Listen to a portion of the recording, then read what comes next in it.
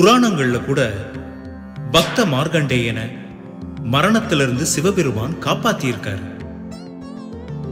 தேவர்கள் பார்க்கடலை கடைஞ்சி அதிலிருந்து வெளிப்பட்ட அமிர்தத்தை குடிச்சு மரணமே இல்லாத வாழ்க்கையை அடைஞ்சிருக்காங்க. இதுல இருந்து என்ன தெரியுது?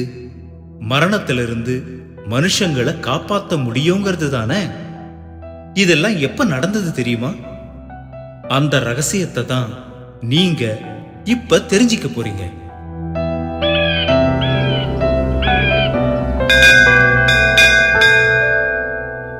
நான் யார், அதாவது நீங்க யார்? இந்த கேள்விக்கு உங்களால பதில் சொல்ல முடியுமா? கண்ணால பார்க்கக்கூடிய இந்த உடலும் கண்ணால பார்க்க முடியாத உயிரும், அதாவது ஆத்மாவும் சேர்ந்ததுதான் மனுஷன். உடல் வேற, ஆத்மா வேற.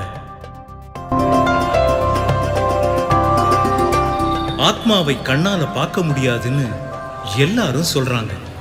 ஆனா முடியும். ஆத்மாவை கண்ணால பார்க்க முடியும். இந்த கண்களால இல்ல, ஞானம்னு சொல்லக்கூடிய மூன்றாவது கண்ணால ஆத்மாவை பார்க்க முடியும். இரு புருவ மத்தியில, கண்களுக்கு பின்னால, மூளைக்கு நடுவுல அழகான ஒரு நட்சத்திரம் மாதிரி ஒளிப்புள்ளியா ஆத்மா ஜொலிக்கிறத ஞானத்தின் மூன்றாவது கண் மூலமா எல்லாருமே பார்க்கலாம். இதைத்தான் நெற்றிக் கண்ணுன்னு சொல்றாங்க. கீதையில கூட ஆத்மா இரு புருவ மத்தியில் ஜொலிக்கும் நட்சத்திரம்னு சொல்லப்பட்டிருக்கு. காருக்கு எப்படி டிரைவர் அவசியமோ அதே போல இந்த உடம்புக்கு ஆத்மா தான் டிரைவர். அங்க காரை கண்ணால பார்க்கிறோம், டிரைவரையும் கண்ணால பார்க்கிறோம். அதனால ரெண்டும் வேற வேறன்னு தெளிவா தெரியுது. ஆனா இங்க உடம்ப மட்டும்தான் கண்ணால பார்க்கிறோம். ஆத்மா டிரைவரை கண்ணால பார்க்க முடியல. அதனால எல்லாமே உடல் தான் செய்யறதா நினைச்சிட்டோம். ஆத்மா டிரைவரை மறந்துட்டோம். ஆத்மா கண்களுக்கு புலப்படாத ஒரு உயிர் சக்தி. ஆத்மாவை எந்த ஒரு ஆயுதத்தாலேயோ, நெருப்பாலேயோ, காற்றாலேயோ, நீராலேயோ அழிக்க முடியாது. ஆத்மாவுக்கு மரணமே கிடையாது. நாம கண்ணால பார்க்கிற இந்த உடல்ங்கிறது பொய், அழியக்கூடியது. ஆத்மா அழியாதது. எப்படி உடலுக்கு உறுப்புகள் இருக்குதோ அதே போல ஆத்மாவுக்குள்ளேயும் 3 சூட்சும உறுப்புகள் இருக்கு. அதை மனம், புத்தி, சுபாவம்னு சொல்லுவாங்க. மனசு எண்ணங்களை உற்பத்தி பண்ணிக்கிட்டே இருக்கும். யாராவது இறந்துட்டா அவங்க ஆத்மா சாந்தி அடையட்டும் தான் பிரார்த்தனை செய்வாங்க. அப்படின்னா மனசு ஆத்மாவில் தான் இருக்குதுங்கிறது நிரூபணமாகுது இல்லையா? புத்தி அந்த எண்ணங்கள் நல்லதா இல்ல கெட்டதான்னு பகுத்தறிஞ்சு பார்த்து தீர்மானம் பண்ணும். சித்தர்கள், மகான்கள் ஜீவசமாதி ஆனதுக்கு அப்புறம் இன்னைக்கும் சிலருக்கு காட்சிகள் தந்து நல்லது பண்ணிக்கிட்டு இருக்காங்க. நல்லது செய்யணும்னா புத்தி வேலை செய்யணும் இல்லையா? உடல் தான் ஜீவசமாதி ஆயிருச்சு. அப்ப புத்தி எங்க இருக்குது? ஆத்மாவில தானே. சுபாவம்ங்கிறது எல்லாத்தையும் பதிவு பண்ற ரெக்கார்டர்னு அர்த்தம். அதாவது நாம எதை செஞ்சாலும் உடனே ஆத்மாவில் பதிவாகிடும். அதனாலதான் பாவ ஆத்மா, புண்ணிய ஆத்மான்னு சொல்றாங்க. நீங்க சித்திரகுப்தனை பத்தி கேள்விப்பட்டிருப்பீங்க. இவர் யார் தெரியுமா? எல்லாரோட பாவ புண்ணிய கணக்கையும் எழுதுறவர். உண்மையிலேயே இவர் யாருன்னு தெரிஞ்சா நீங்க எல்லாருமே ஆச்சரியப்படுவீங்க. சித்திரம் பிளஸ் குப்தம், இதுதான் சித்திரகுப்தன். சித்திரம்னா ஓவியம், அதாவது இந்த உடல்தான் சித்திரம். குப்தம்னா மறைவானன்னு அர்த்தம். இந்த உடம்புக்குள்ள எது மறைவாயிருக்கு? ஆத்மாதானே. ஆத்மாவோட இன்னொரு பேருதான் சித்திரகுப்தன். நடக்கிற நிகழ்ச்சிகள் எல்லாமே ஒவ்வொரு வினாடியும் சிசிடிவி கேமரா மூலமா எப்படி கம்ப்யூட்டர்ல பதிவாகுதோ அதே போல நாம நல்லது செஞ்சாலும் கெட்டது செஞ்சாலும் ஆத்மாவில பதிவாகிக்கிட்டே இருக்கும். யாருக்கும் தெரியாம தப்பு பண்ணலாம், ஆனா தனக்கு தெரியாம தப்பு பண்ண முடியாது.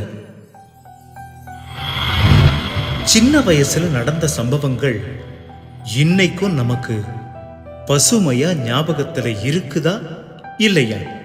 அப்படின்னா ஆத்மாவில பதிவாகுதுன்னு தானே அர்த்தம். பிறப்பும் இறப்பும் இந்த உடலுக்கு தான், ஆத்மாவுக்கு கிடையாது. எப்படி நாம ஆடைய மாத்துறோம், அதே போல ஆத்மா ஒரு உடலை விட்டு பிரிஞ்சதும் தாயின் கர்ப்பத்துல போய் புது உடலை எடுத்துரும். இதைத்தான் மறுபிறவின்னு சொல்றாங்க. சித்தர்கள் கூடு விட்டு கூடு பாயிற கதைகளை நீங்க கேள்விப்பட்டிருப்பீங்க. ஒரு உடம்புல இருந்து இன்னொரு உடம்புக்கு போறது எது? ஆத்மாதானே. ஆத்மா இந்த பிறவியில என்ன கர்மங்கள் செய்யுதோ அதை வச்சுதான் மறுபிறவியே தீர்மானிக்கப்படுது. புண்ணிய காரியங்கள் செஞ்சிருந்தா பணக்கார வீட்டிலையும், பாவங்கள் செஞ்சிருந்தா ஏழை வீட்டிலையும் பிறந்து பலனை அனுபவிக்குது. நாம செய்யக்கூடிய செயல்களை பொறுத்துதான் நமக்கு நல்லது கெட்டது ரெண்டுமே நடக்குது. நாம எதை விதைக்கிறோமோ அதுதான் நமக்கு திரும்ப கிடைக்கும்னு சொல்லுவாங்க.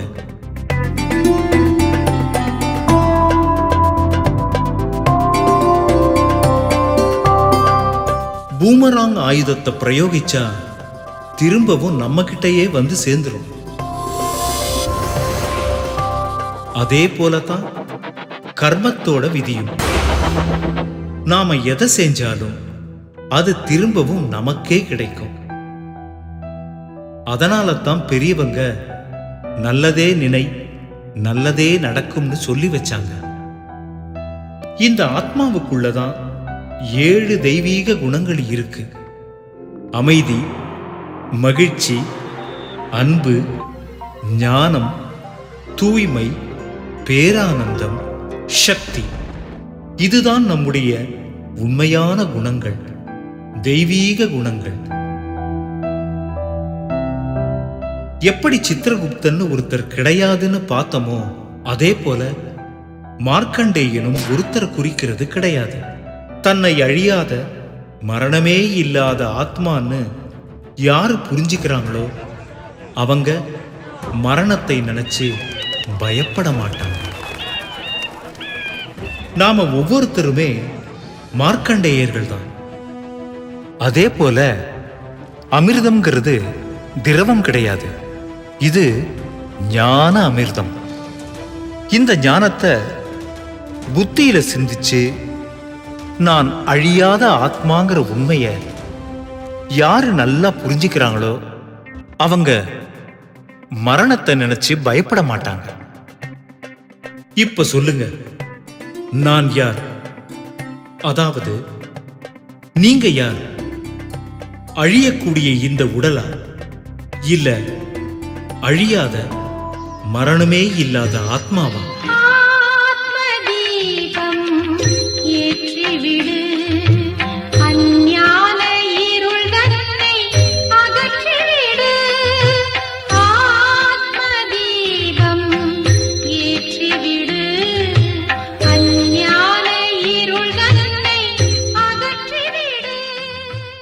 நான் ஆத்மா, அழிவற்றவன், எனக்கு மரணமே கிடையாதுங்கிற உண்மையை நீங்க இப்ப புரிஞ்சுக்கிட்டு இருப்பீங்க. உங்க எல்லாருக்கும் ஒரு அதிர்ச்சியான செய்திய, சேச்ச ஒரு இன்ப அதிர்ச்சியான செய்திய சொல்ல போறோம். நம்ம எல்லாருக்குமே 2 அப்பா இருக்காங்க. இது அதிர்ச்சியான செய்தியா இல்ல இன்ப அதிர்ச்சியான செய்தியா? முழுசா கேட்டதுக்கு அப்புறம் எதுன்னு நீங்களே முடிவு பண்ணுங்க. உடல் வேற, ஆத்மா வேறன்னு பார்த்தோம். அழியக்கூடிய உடலுக்கு அதே போல தந்தை இருக்கிற மாதிரி அழியாத ஆத்மாவுக்கும் தந்தை இருக்கணுமா வேண்டாமா? ஆத்மா எப்படி இருக்குது? ஒரு ஒளிப்புள்ளியா, நட்சத்திரம் மாதிரி இருக்கு. அப்படின்னா ஆத்மாவோட தந்தையும் அதே போல தானே இருப்பாரு. நாம ஆத்மானா அவரும் ஆத்மாதான். ஆனா அவரை பரமாத்மான்னு தான் எல்லாரும் சொல்றாங்க. பரமபிதா பரமாத்மா, அதாவது உயர்ந்ததிலும் உயர்ந்த தந்தை. இந்த உலகத்திலேயே உயர்ந்தவர் யாரு? இறைவன் ஒருத்தர் தான். அதனால தான் இந்த உலகத்துல இருக்கிற அத்தனை பேருமே அவரை இறைவன், கடவுள், பகவான், இறைத்தந்தை, காட்ஃபாதர்னு சொல்றாங்க. நாம எல்லாருமே யாரு? ஆத்மாக்கள். அப்படின்னா இறைவன் இந்த உலகத்துல இருக்கிற எல்லா ஆத்மாக்களுக்கும் தந்தைங்கிறது நிரூபணமாகுது இல்லையா? பிள்ளைக்கு தந்தை ஒருவன், நம் எல்லோருக்கும் தந்தை இறைவன். நீ ஒருவனை நம்பி வந்தாயோ, இல்லை இறைவனை நம்பி வந்தாயோ? நம்ம எல்லாருக்குமே 2 அப்பா இருக்காங்கங்கிறது உண்மைதானே? இந்த உலகத்துல எல்லாருமே இறைவனை தேடுறாங்க. ஆனா அவரை பார்க்க முடியல. ஏன்னா ஆத்மாவையே இந்த நிமிஷம் வரைக்கும் யாருமே கண்ணால பார்க்க முடியல. அப்படி இருக்கிறப்ப அனைத்து ஆத்மாக்களின் தந்தையை, பரமபிதா பரமாத்மாவை மட்டும் கண்ணால பார்க்க முடியுமா என்ன? அதனாலதான் கடவுள் மாதிரி வந்து காப்பாத்துனீங்க, கடவுள் எந்த ரூபத்திலேயாவது வருவார்னு சொல்றாங்க. நாம பிறப்பு இறப்புல வர்றதுனால நமக்கு உடல் இருக்கு. இறைவன் பிறப்பு இறப்புக்கு அப்பாற்பட்டவர். அதனால அவருக்குன்னு தனியா உடல் கிடையாது. தாயின் கர்ப்பத்திலையும் பிறந்து வர மாட்டார். சரி, இறைவன் ஒளியா, ஜோதியா இருக்காருங்கிறது உண்மையா? இதை நாம எப்படி தெரிஞ்சுக்கிறது? அதுக்கு ஒரே ஒரு வழி இருக்கு.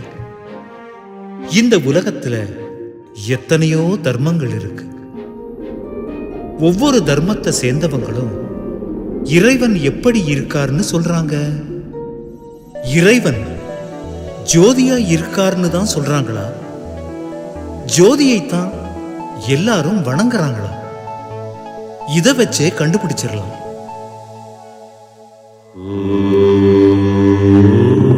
முதல்ல இந்து தர்மத்தை பார்க்கலாம்.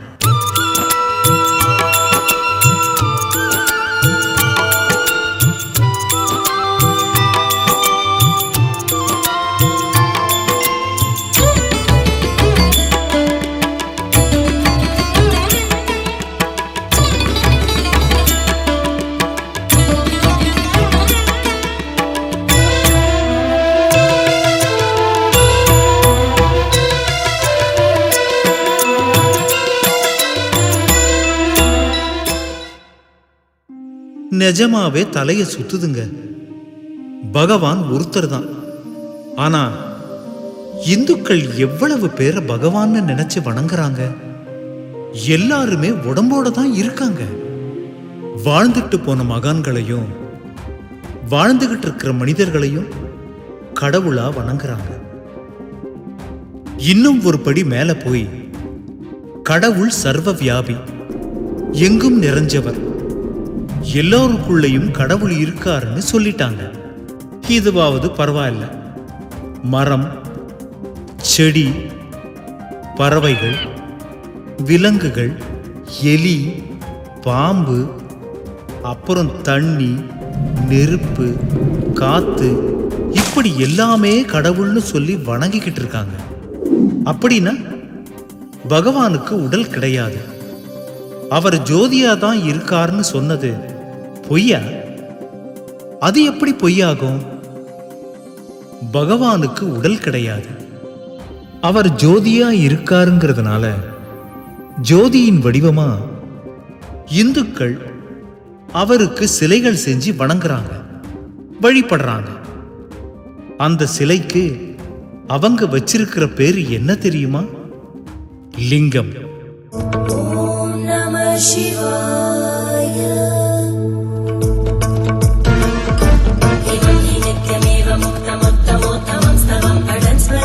லிங்கத்தை ஜோதிலிங்கம்னு சொல்லுவாங்க. ஜோதி ரூபனே, இனிய இறைவனே, பாவம் போக்கிடும் பரம தந்தையே. பாரதத்துல 12 ஜோதிர்லிங்கங்கள் ரொம்பவே புகழ் வாய்ந்தது.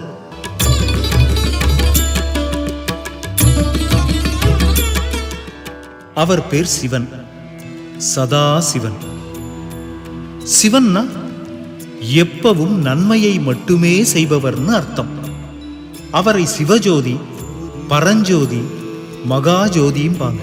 இறைவனே, பாவம் போக்கிடும் பரம தந்தையே. சிவபெருமானை தாயும் நீயே, தந்தையும் நீயே, அம்மையப்பன்னு சொல்லிதான் வழிபடுவாங்க. ஏன்னா இவர் ஆத்மாக்களுக்கு தாய் தந்தை. அந்த ஈஸ்வரன் தான் எல்லாருக்கும் படி அளக்கிறார்னு சொல்லுவாங்க. அதாவது இந்த முழு உலகத்தையும் காப்பாற்றுறவர். சிவன் சுயம்புவா உருவானவர். இவருக்கு தாய், தந்தை, குரு யாரும் கிடையாதுன்னுவாங்க. இறைவன் ஜோதியா இருக்கார். அவருக்கு உடல் கிடையாதுங்கிற ரகசியம் இந்து தர்மத்தை சேர்ந்தவங்களுக்கு தெரியுமா? தெரியாது. தெரிஞ்சிருந்தா உடம்போட இருக்கிற இவரையும் சிவன்னு சொல்லி இருக்க மாட்டாங்க, சிவன்னு நினைச்சு வணங்கி இருக்க மாட்டாங்க. அப்ப இவர் யாரு? எதுக்காக இவரையும் சிவன்னு சொல்றாங்க? உண்மையிலேயே இவரோட பேர் சங்கரன், சிவசங்கரன்னு தான் சொல்லுவாங்க.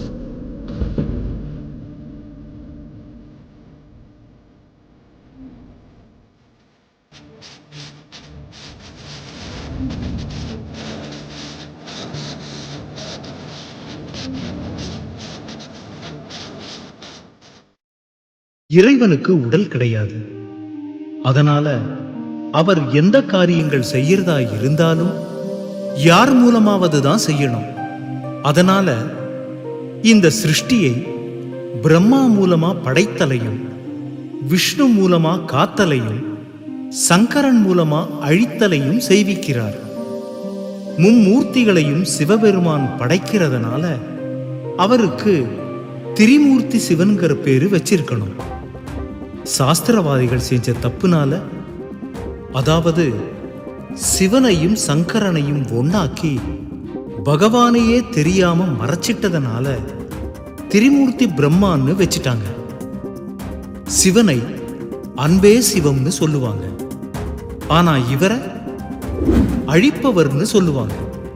இவர் நெற்றிக்கண்ணை திறந்தார்னா இந்த உலகமே அழிஞ்சிரோம்பாங்க. இவரே சிவலிங்கத்துக்கு முன்னால உக்காந்துக்கிட்டு தவம் செய்யறார். அப்படின்னா இவருக்கும் மேல ஜோதி சுரூபமான சிவபெருமான் இருக்காருங்கிறது நிரூபணமாகுது. சங்கரனை எப்படி காமிச்சிருக்காங்க? உடம்புல ஆடையே இல்லாம. ஏன்னா சிவபெருமானுக்கு உடல்ங்கிற ஆடை இல்லைங்கிறத குறிக்கிறதுக்காகத்தான் சங்கரனுக்கு ஆடை இல்லாம காமிச்சிருக்காங்க. அப்புறம் எதுக்காக உடம்போட இருக்கிற இவங்களையும் கடவுள்னு சொல்லி வணங்குறாங்க? எப்படி இயேசு புத்தர் இந்த பூமியில வாழ்ந்துட்டு போனாங்க? அதனால அந்த தர்மத்தை சேர்ந்தவங்க அவங்களுக்கு சிலைகள் செஞ்சு வணங்குறாங்க. அதே போல இவங்களுக்கு முன்னால இதே பாரத பூமியில தெய்வீக குணங்களுடைய தேவி தேவதைகளா வாழ்ந்துட்டு போனவங்க தான் இவங்க எல்லாருமே. அல்லாஹு அக்பர் ரெண்டாவதா இஸ்லாமிய தர்மம். இவங்க இறைவனுக்கு அல்லான்னு பேர் வச்சு கூப்பிடுறாங்க. இவங்களும் இறைவனுக்கு உடல் கிடையாது, உருவமும் கிடையாதுன்னு சொல்றாங்க. உடல் கிடையாதுன்னு சொல்றது சரி, உருவம் கிடையாதுன்னு சொல்றது தப்பு. இறைவனுக்கு நட்சத்திரத்தை போல ஒளிப்புள்ளி வடிவ உருவம் இருக்கு. அவங்களுடைய புனித நூலான குர்ஆன்லயும் இதையேதான் எழுதியிருக்காங்க. இறைவன் சொர்க்கத்துக்கும் பூமிக்கும் ஒளியாக இருக்கிறார். அவரது ஒளி பிரகாசமான முத்தை போல் ஜொலிக்கும் நட்சத்திரமாக இருக்கிறார். இறைவன் அனைத்து ஞானத்தையும் அறிந்தவர்னு தெளிவா குறிப்பிட்டிருக்காங்க.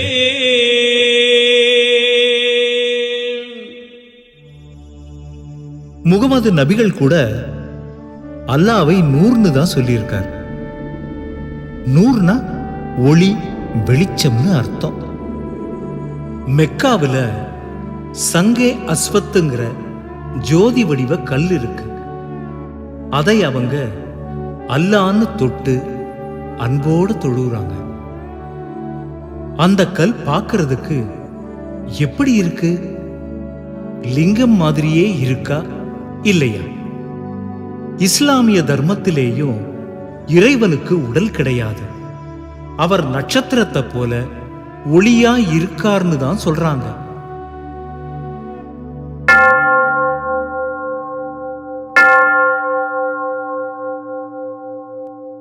மூணாவதா கிறிஸ்தவ தர்மம்.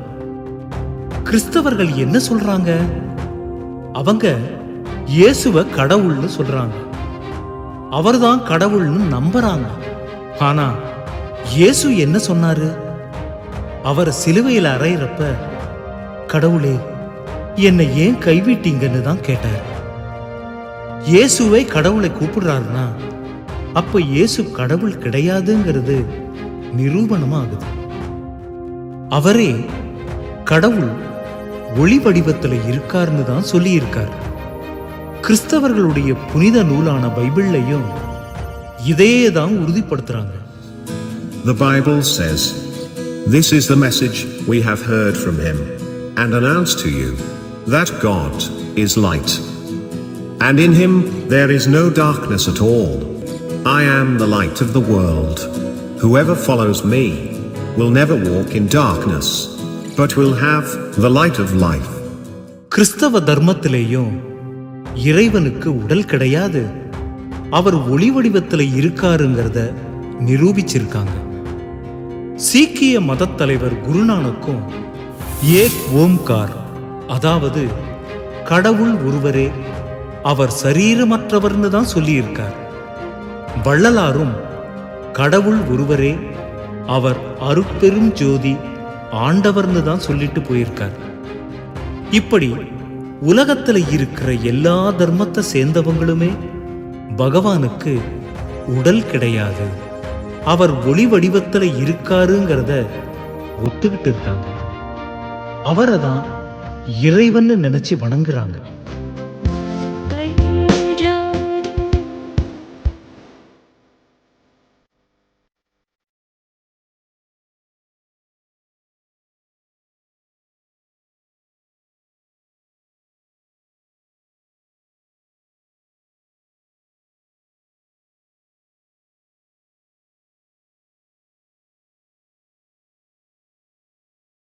பகவான் ஒருத்தராய் இருக்கும்போது அப்புறம் எதுக்காக அவருக்கு வேற வேற பேர் வச்சு கூப்பிடுறாங்க?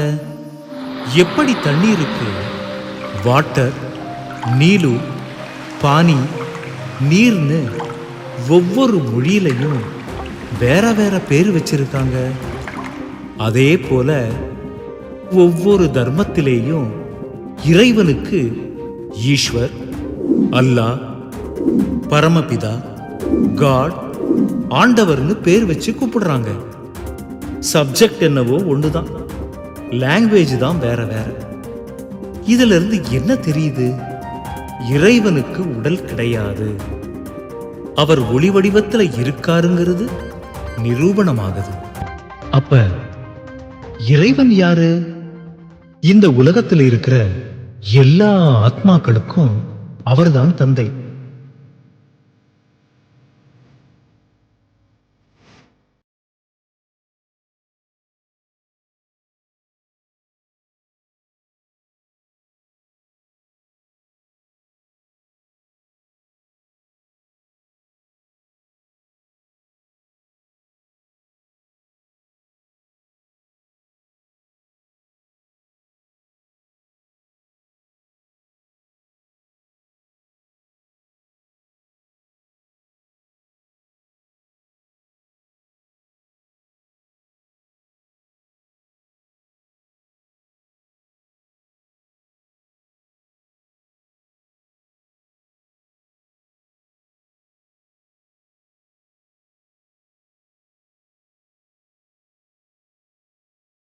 இந்த ரகசியம் உலகத்துல வேற யாருக்காவது தெரியுமா? தெரியாது. ஆத்மா யாரு, பரமாத்மா யாருங்கிற ரகசியத்தை நீங்க இப்ப தெரிஞ்சுக்கிட்டீங்க. தெரிஞ்சுக்கிட்டா மட்டும் போதுமா? நீங்க அவரை சந்திக்க வேண்டாமா? இறைவனை சந்திக்கணும்னா முதல்ல நாம அவர் எங்க இருக்காருன்னு தெரிஞ்சுக்கணும். இந்த உலகத்தை படைச்சவர் கடவுள்னு சொல்றாங்க.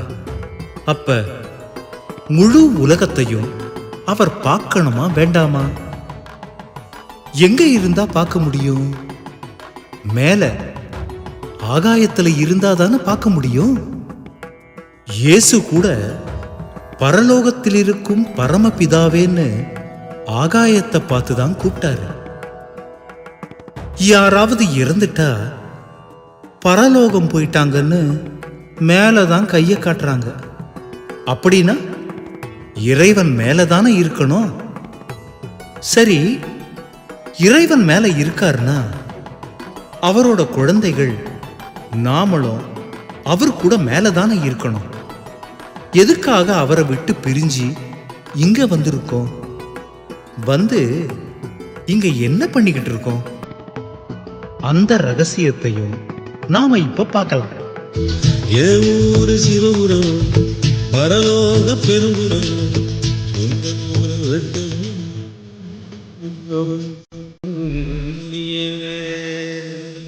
உலக வாழ்க்கை ஒரு புறம், தெரியவில்லை மறுபுறம் என்ன பெரு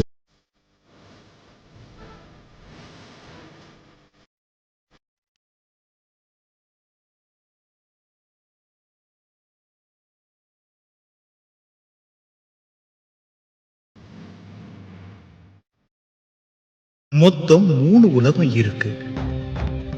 முதலாவதா நாம வசிக்கிற இந்த பூமி. நாம இங்க வந்திருக்கிறதே இந்த உலக சிருஷ்டி நாடகத்துல நடிக்கிறதுக்காக. ஷேக்ஸ்பியர் கூட இந்த உலகமே ஒரு நாடக மேடை, இதுல நாம எல்லாருமே நடிகர்கள் தான் சொல்லி இருக்கார். இந்த உலகமே நாடக மேடைனா மேடையில நிக்கிற நாம எல்லாருமே யாரு? நடிகர்கள் தானே. இந்த உடல்ங்கிறது நாம போட்டுக்கிற ஆடை. எப்படி அந்த நாடகத்துல நடிகர்கள் ஒவ்வொரு காட்சியிலும் ஆடையை மாத்துறாங்களோ அதே போல நாம கூட ஒவ்வொரு பிறவியிலேயும் வேற வேற உடல்களை எடுத்து நடிக்க ஆரம்பிப்போம். ரெண்டாவதா இருக்கிறது சூட்சும உலகம். வெண்ணிற பிரகாசமான இந்த உலகத்தை தான் பறக்கும் தேவதைகள் உலகம்னு சொல்லப்படுது. மூணாவதாய் இருக்கிறது செம்பொன் நிறமான ஒளி பிரகாசமான உலகம். இந்த உலகத்துல தான் சிவபரமாத்மா வசிச்சுக்கிட்டு இருக்கார். ஆத்மாக்களாகிய நாம கூட இங்கதான் வசிச்சுக்கிட்டு இருந்தோம். இதுதான் நம்முடைய உண்மையான வீடு. சூரியனுடைய ஒளி கிரணங்கள் இங்க வரவே வராது. இந்த உலகத்தை தான் ஆத்மலோகம், பிரம்மலோகம், பரலோகம், பரந்தாமம், முக்திதாமம், சாந்திதாமம், நிர்வாணதாமம், பிரம்ம தத்துவம்னு ஒவ்வொரு தர்மத்தை சேர்ந்தவங்களும் ஒவ்வொரு பேர்ல அழைச்சிக்கிட்டு இருக்காங்க. இங்கே இருந்துதான் நாம பூமிக்கு வந்திருக்கோம். நாம எல்லாருமே யாரு? இந்த உலக சிருஷ்டி நாடகத்துல நடிக்கிற நடிகர்கள்.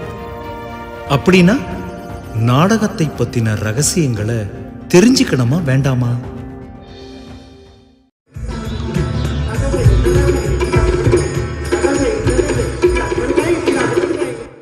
பொதுவா நாடகம்னாலே 3 மணி நேரம் வரைக்கும் தான் நடக்கும். ஆனா இந்த உலக சிருஷ்டி நாடகத்தினுடைய கால அளவை கேட்டா நீங்க எல்லாருமே ஆச்சரியப்படுவீங்க. 5000 வருஷம். இந்த நாடகம் ஒரு தடவை ஆரம்பிச்சு முடியறதுக்கு 5000 வருஷம் ஆகுது. இந்த நாடகத்துல பகவானும் ஒரு நடிகராய் இருக்கார். கிளைமேக்ஸ் சீன்ல மட்டும்தான் வருவார். நாடகம் முடிஞ்சதும் மறுபடியும் முதல்ல இருந்து ஆரம்பமாகும். அதே நடிகர்கள் அதே தோற்றத்துல நடிக்க ஆரம்பிப்பாங்க. எப்படி திரைப்படத்தை ஒரு தடவை ஷூட் பண்ணி ரிலீஸ் பண்ணிட்டா எத்தனை தடவை பார்த்தாலும் மாறாது இல்லையா? அதே போலதான் இந்த உலக சிருஷ்டி நாடகமும் கூட மாறாது. ஒவ்வொரு 5000 வருஷத்துக்கு ஒரு தடவை திரும்ப திரும்ப நடந்துகிட்டே இருக்கும். 5000 வருஷம் நடக்கிற இந்த உலக சிருஷ்டி நாடகத்தோட முழு கதையையும் ஒரு வரியில சொல்லிடலாம். எண்ணங்கள் தான் இந்த உலகத்தை படைக்குது. அதே எண்ணங்கள் தான் இந்த உலகத்தையே அழிக்குது. இன்னும் சுருக்கமா சொல்லணும்னா எண்ணம் போல் வாழ்வு. அதாவது நாம எதை நினைக்கிறோமோ அதுதான் நம்மளுடைய வாழ்க்கை.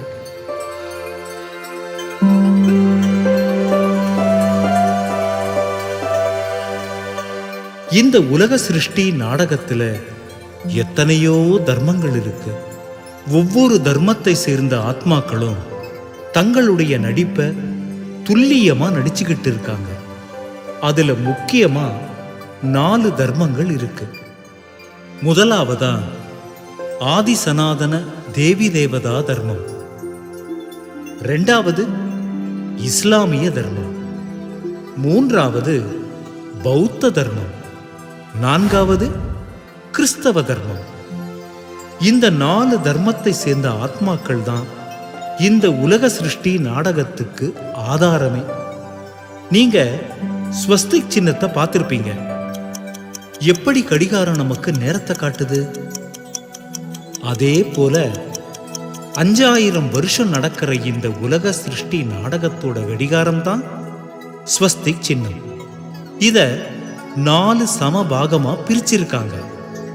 சத்யுகம், திரேதாயுகம், துவாபர யுகம், கலியுகம். ஒவ்வொரு யுகமும் 1250 வருஷங்களை கொண்டது. 4 யுகங்களையும் சேர்த்து மொத்தம் 5000 வருஷம். இததான் ஒரு கல்பம்னு சொல்லப்படுது.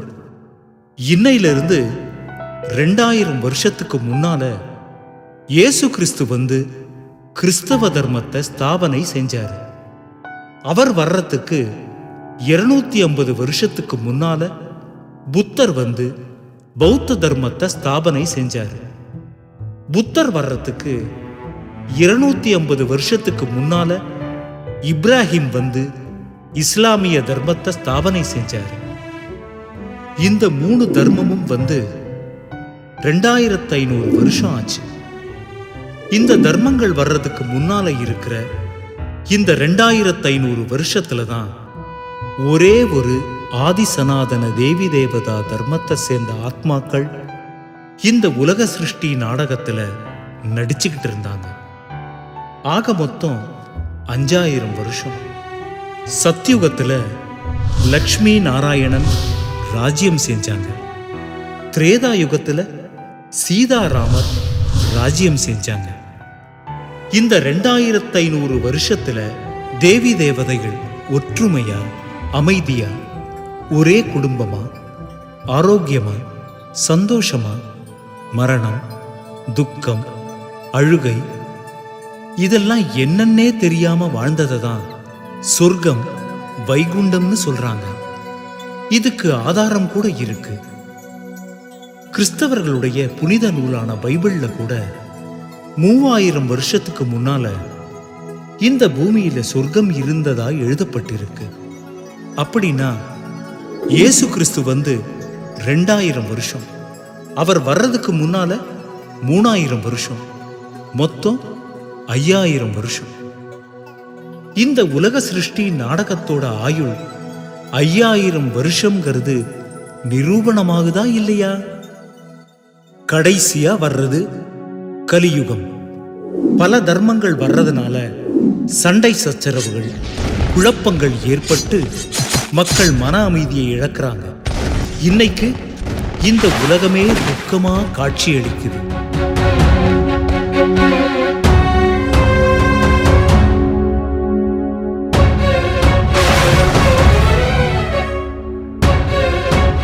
இந்த உலக சிருஷ்டி நாடகத்துல நாம இப்ப எங்க இருந்துகிட்டு இருக்கோம் தெரியுமா?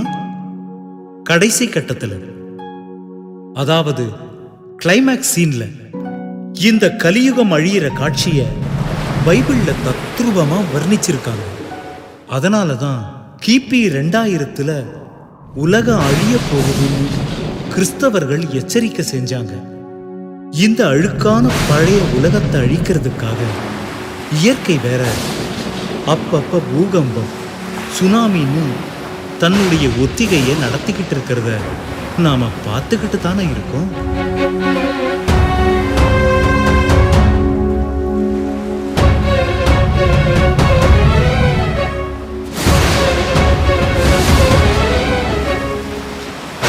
எல்லா நாடுகளுமே அணு ஆயுதங்களை தயாரிச்சு வச்சுக்கிட்டு 3வது உலகப் போருக்கு தயாரா இருக்குதா இல்லையா? அப்படின்னா என்ன அர்த்தம்? நாடகம் இப்ப முடிய போகுதுன்னு அர்த்தம். கிளைமேக்ஸ் காட்சியில நடிக்கிறதுக்கு பகவான் இந்த பூமிக்கு வருவார்னு பார்த்தோம். எதுக்காக அவர் இங்க வரணும்? அதர்மத்தை அழிச்சு மீண்டும் தர்மத்தை நிலைநாட்டுறதுக்கு. பகவான் இந்த பூமிக்கு வராம இந்த உலக சிருஷ்டி நாடகம் எப்படி முடிவடையும்? இப்ப நாம வாழ்ந்துகிட்டு இருக்கிற இந்த வாழ்க்கை, கூட இருக்கிறவங்க, சம்பாதிச்ச சொத்து, இதெல்லாம் உண்மைன்னு நம்பி வாழ்ந்துகிட்டு இருக்கோம். எதுவுமே உண்மை கிடையாது. எல்லாமே நடிப்பு, எல்லாமே நாடகம். எல்லாம் நாடகம் என்றாயோ, பொய்யாய் வாழ்பவன் என்றாயோ. எல்லாம் நாடகம் என்றாயோ, பொய்யாய் வாழ்பவன் என்றாயோ.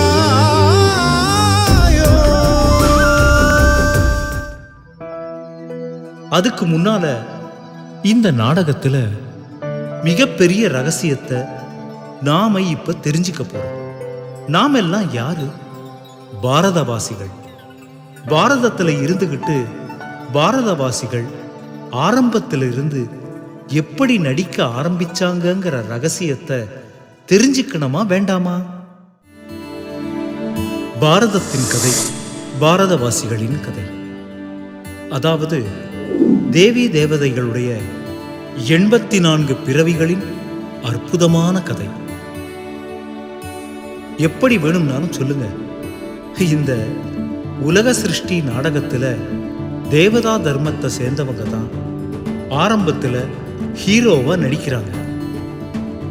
பிறவிகள் எடுத்து எடுத்து கடைசியில ஜீரோவா ஆயிடுறாங்க. மறுபடியும் அவங்க எப்படி ஹீரோவா ஆகுறாங்க, அதாவது தேவி தேவதைகளா எப்படி ஆகுறாங்கிறது தான் கதை. பாரதத்துல தான் தேவதைகளின் ராஜ்யம் இருந்தது. இப்ப ராஜ்யமும் இல்லை, ராஜ்யம் செஞ்ச தேவதைகளும் இல்லை. அவங்க இங்க வாழ்ந்துட்டு போனதுக்கு அடையாளமா பாரதம் முழுக்க கோவில்கள் மட்டும் இருக்கு.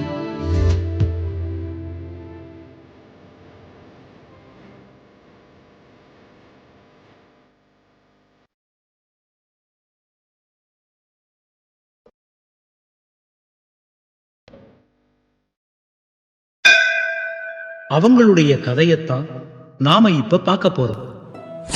இன்னைக்கு இந்த பாரதம் எப்படி இருக்கு? புதுசா இருக்குன்னு சொல்லுவீங்களா, பழசா இருக்குன்னு சொல்லுவீங்களா? நிச்சயமா பழசுதான். ஏன்னா சாப்பிடுற சாப்பாடு, குடிக்கிற தண்ணீர், சுவாசிக்கிற காத்து எல்லாமே எப்படி இருக்கு? விஷமா இருக்கு.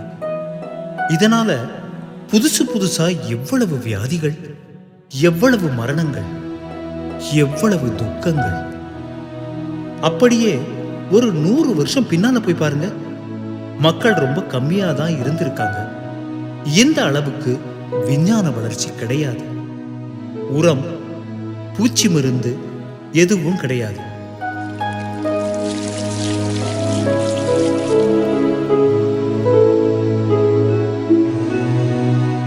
வியாதிகள் கிடையாது.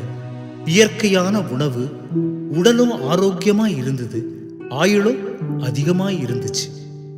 எல்லாருமே திருப்தியா, அமைதியா, சந்தோஷமா, கூட்டு குடும்பமா, ஒற்றுமையா வாழ்ந்தாங்கன்னு சொல்லப்படுது.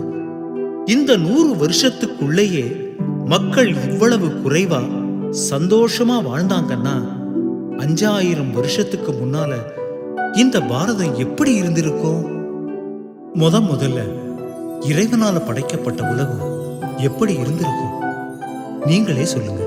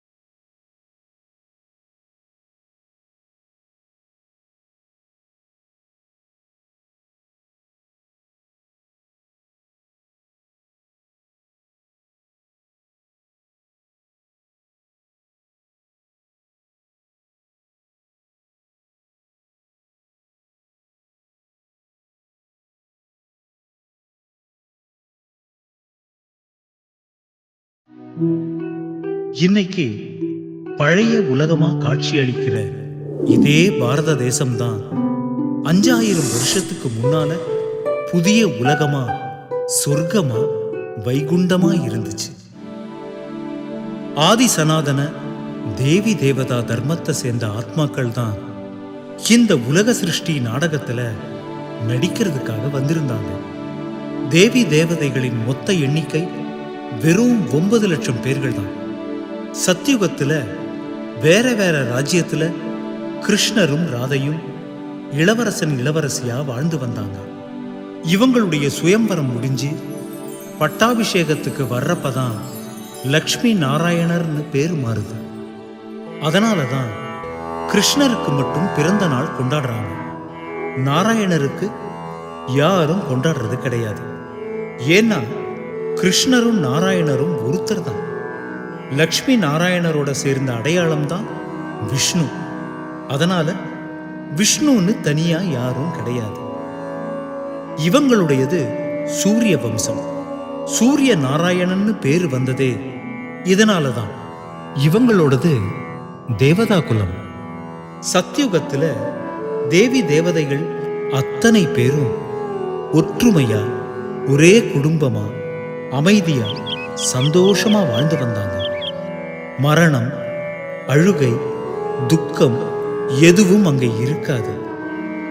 எல்லாரும் தங்களை ஆத்மான்னு புரிஞ்சிருப்பாங்க. வயசானதும் குழந்தையோட சரீரத்துக்குள்ள போக போறத நினைச்சு சந்தோஷப்படுவாங்க. அதனாலதான் இத அமர உலகம்னு சொல்லப்படுது.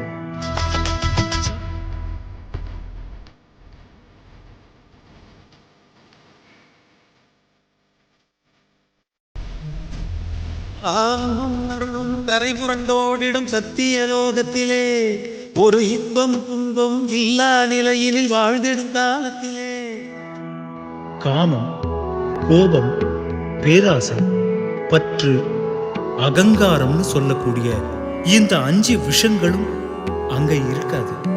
அங்க குழந்தை பிறக்கிறது கூட எண்ணத்தின் சக்தியினால்தான். மகாபாரதத்துல குந்தி தேவிக்கு சூரியன் மூலமா கர்ணன் எப்படி பிறந்தாரோ அதே போலதான் சத்யுகத்துல 1250 வருஷத்துல தேவி தேவதைகள் 8 பிறவிகள் எடுப்பாங்க. அடுத்ததா திரேதாயுகம் ஆரம்பமாகுது. இந்த திரேதாயுகத்துல சீதாராமர் ஆட்சி நடக்குது. சத்யுகத்துல முதல் பிறவி எடுத்த கிருஷ்ணர் தான் இங்க ராமரா பிறவி எடுக்கிறார். இங்கேயும் அமைதியா, ஒற்றுமையா, மகிழ்ச்சியா மரணம், துக்கம், அழுகை என்னன்னே தெரியாதவங்களா வாழறாங்க. இது சந்திரவம்சம். ஸ்ரீ ராமச்சந்திர மூர்த்தின்னு சொல்றதே இதனாலதான். இவங்களோடது க்ஷத்ரிய குலம்னு சொல்லப்படுது. இந்த திரேதா யுகத்துல தேவி தேவதைகள் 12 பிறவிகள் எடுக்கிறாங்க. தொடர்ந்து பிறவிகள் எடுக்கிறதுனால ஆத்மாவில சக்திகள் குறையுது. அதனால பிறவிகள் அதிகமாகுது. திரேதா யுகத்துல கடைசியில தேவி தேவதைகளுடைய மொத்த எண்ணிக்கை 33 கோடி பேர்கள், அதாவது 30 முக்கோடி தேவர்கள். புராணங்கள்ல சொல்ற 30 முக்கோடி தேவர்கள் இவங்க தான். இதே பாரதவாசிகள் தான். இந்த சமயத்துல விபத்து ஒண்ணு நடக்குது. தேவி தேவதைகள் தொடர்ந்து பிறவிகள் எடுத்துக்கிட்டு வர்றதுனால இந்த உடம்பிலேயே வாழ்ந்து வாழ்ந்து ஆத்மாவை மறந்துடுறாங்க. தங்களை உடல்னு நினைக்க ஆரம்பிச்சிடுறாங்க. உடல் மேல கவர்ச்சி ஏற்பட்டு எதை செய்யக்கூடாதோ அந்த தப்ப செஞ்சிடுறாங்க. தங்களுடைய புனித தன்மையை, தெய்வீக தன்மையை இழந்துடுறாங்க. அதனால தேவி தேவதைகள்னு சொல்லிக்கக்கூடிய தகுதியையும் இழந்துடுறாங்க. இஸ்லாமியர்கள் ஆதாம் அவ்வான்னும் கிறிஸ்தவர்கள் ஆதாம் ஏவாள்னும் குறிப்பிடுறது இவங்களதான். ஆடை இல்லாம இருந்தாங்கன்னு ஏன் சொன்னாங்க? தேவி தேவதைகள் இந்த உடல்ங்கிற ஆடையை மறந்து தங்களை ஆத்மான்னு புரிஞ்சு வாழ்ந்துகிட்டு இருந்தாங்க. அதனால ஆடை இல்லாம இருந்தாங்கன்னு சொல்லிட்டாங்க. இயற்கையோட கோர தாண்டவத்துல எல்லாமே அழிஞ்சிடுது. பாரதம் பல கண்டங்களா பிரிஞ்சிடுது. உடல் தான் அழியும், ஆத்மா அழியாதில்ல. அடுத்ததா துவாபர யுகம் ஆரம்பமாகுது. தேவி தேவதைகள் அத்தனை பேரும் இங்க சாதாரண மனிதர்களா பிறவி எடுக்கிறாங்க. கிருஷ்ணர் தான் இங்க விக்ரமாதித்த மகாராஜாவா பிறவி எடுக்கிறார்.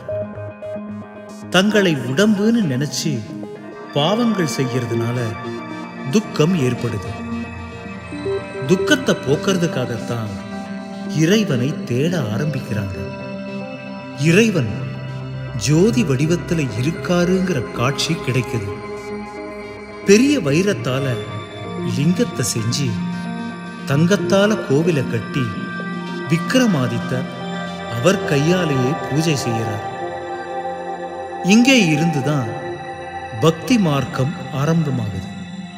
பக்தி மார்க்கத்துல சிவனுக்காக முதலா கட்டப்பட்ட இந்த கோவில் தான் குஜராத்தில் இருக்கிற சோமநாதர் ஆலயம்.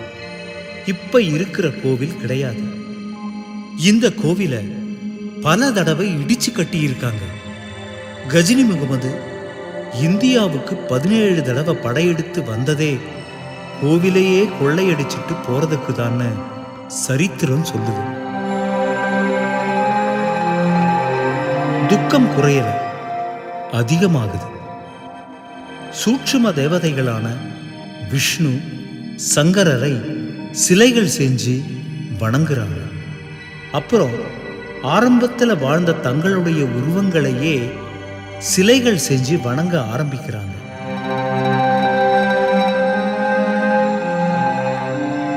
தர்மம் மறைஞ்சு அதர்மம் அதிகரிக்கவே ரிஷி முனிவர்கள் வேத சாஸ்திரங்களை எழுதுறாங்க.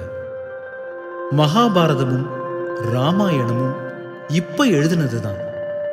கிருஷ்ணர் வாழ்ந்தது சத்யுகத்துல, கிருஷ்ணரை வணங்கிறது துவாபர யுகத்துல.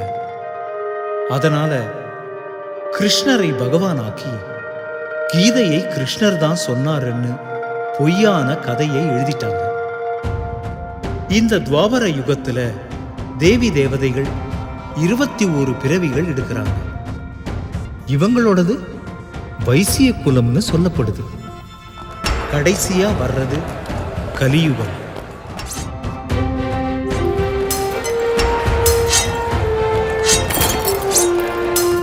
இந்த கலியுகத்துல மனிதர்களோட மனிதர்களா கலந்து வாழ்ந்துகிட்டு இருக்கிற தேவதா தர்மத்தை சேர்ந்தவங்க 42 பிறவிகள் எடுக்கிறாங்க. இவங்களோடது சூத்திர குலம். சத்யுகம் திரேதா யுகத்துல தாங்கள் தான் தேவி தேவதைகளா வாழ்ந்தோங்கிற உண்மை தெரியாமலேயே சாதாரண மனிதர்களா வாழ்ந்துகிட்டு இருக்காங்க. அவங்களை எப்படி அடையாளம் கண்டுபிடிக்கிறது? ரொம்ப சுலபம். இந்த உலக சிருஷ்டி நாடகத்துல முக்கியமான தர்மங்கள் எத்தனை இருக்குதுன்னு பார்த்தோம். 4 தர்மங்கள். என்னென்ன அது? ஆதி சனாதன தேவி தேவதா தர்மம், இஸ்லாமிய தர்மம், பௌத்த தர்மம், கிறிஸ்தவ தர்மம். இன்னைக்கு 3 தர்மங்கள் மட்டும்தான் இருக்கு. முதல்ல வந்த தேவி தேவதா தர்மம் இப்ப இல்ல, மறைஞ்சு போச்சு. ஆனா புதுசா இந்து தர்மம்னு ஒண்ணு உருவாகி இருக்கிறத நீங்க யாராவது கவனிச்சீங்களா? இந்த 5000 வருஷ உலக சிருஷ்டி நாடகத்துல இப்படி ஒரு தர்மம் இருக்கிறதா நாம பார்க்கவே இல்லையே.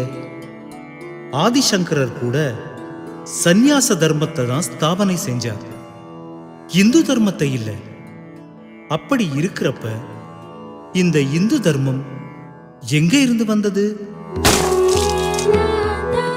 இந்து தர்மத்தை யாரு ஸ்தாபனை செஞ்சாங்க? யாரும் ஸ்தாபனை செய்யல, அவங்களே உருவாக்கிக்கிட்டாங்க.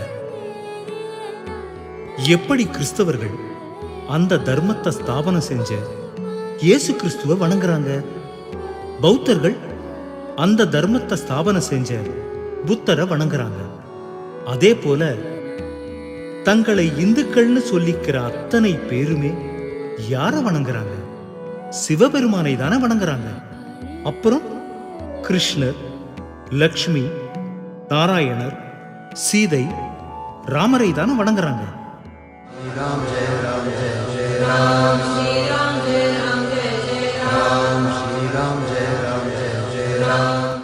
அப்ப இந்துக்கள் யாரு?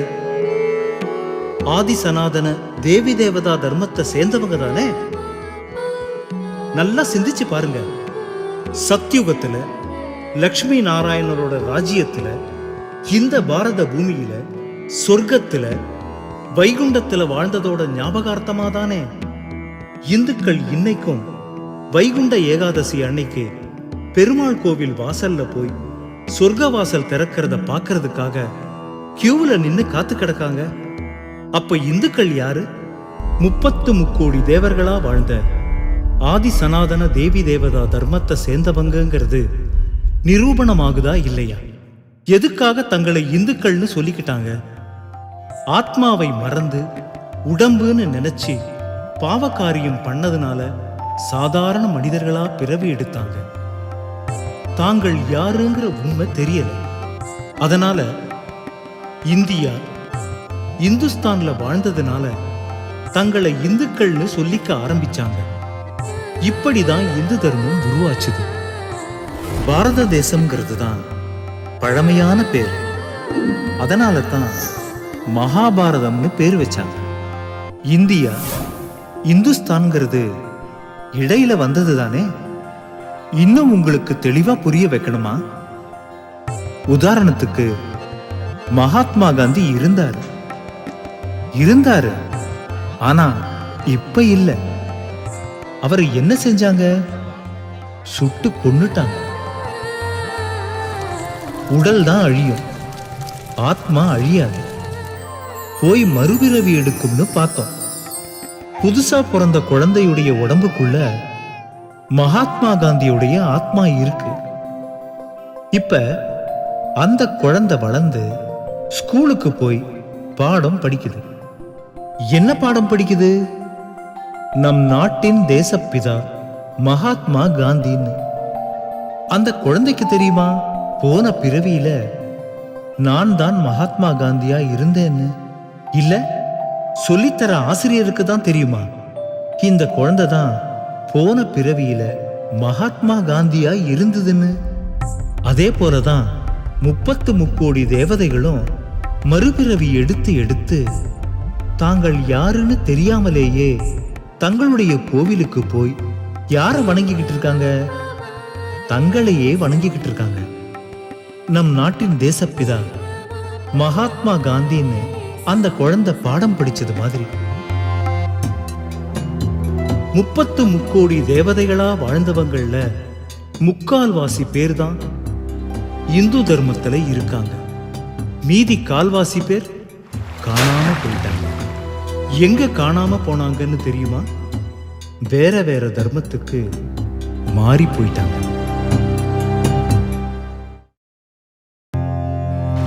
நீங்க யாருங்கிற உண்மையை புரிஞ்சுக்கிட்டீங்களா?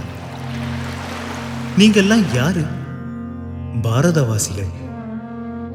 33 கோடி தேவதைகளா இதே பாரத பூமியில தான் வாழ்ந்திருக்கீங்க. இப்ப சாதாரணமா இருக்கீங்க.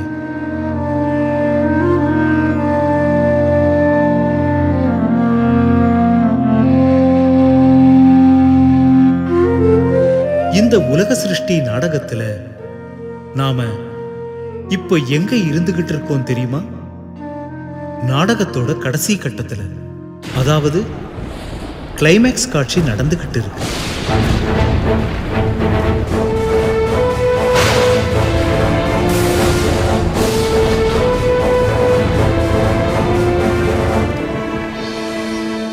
இந்த நாடகத்துல பகவானும் ஒரு நடிகராய் இருக்காரு.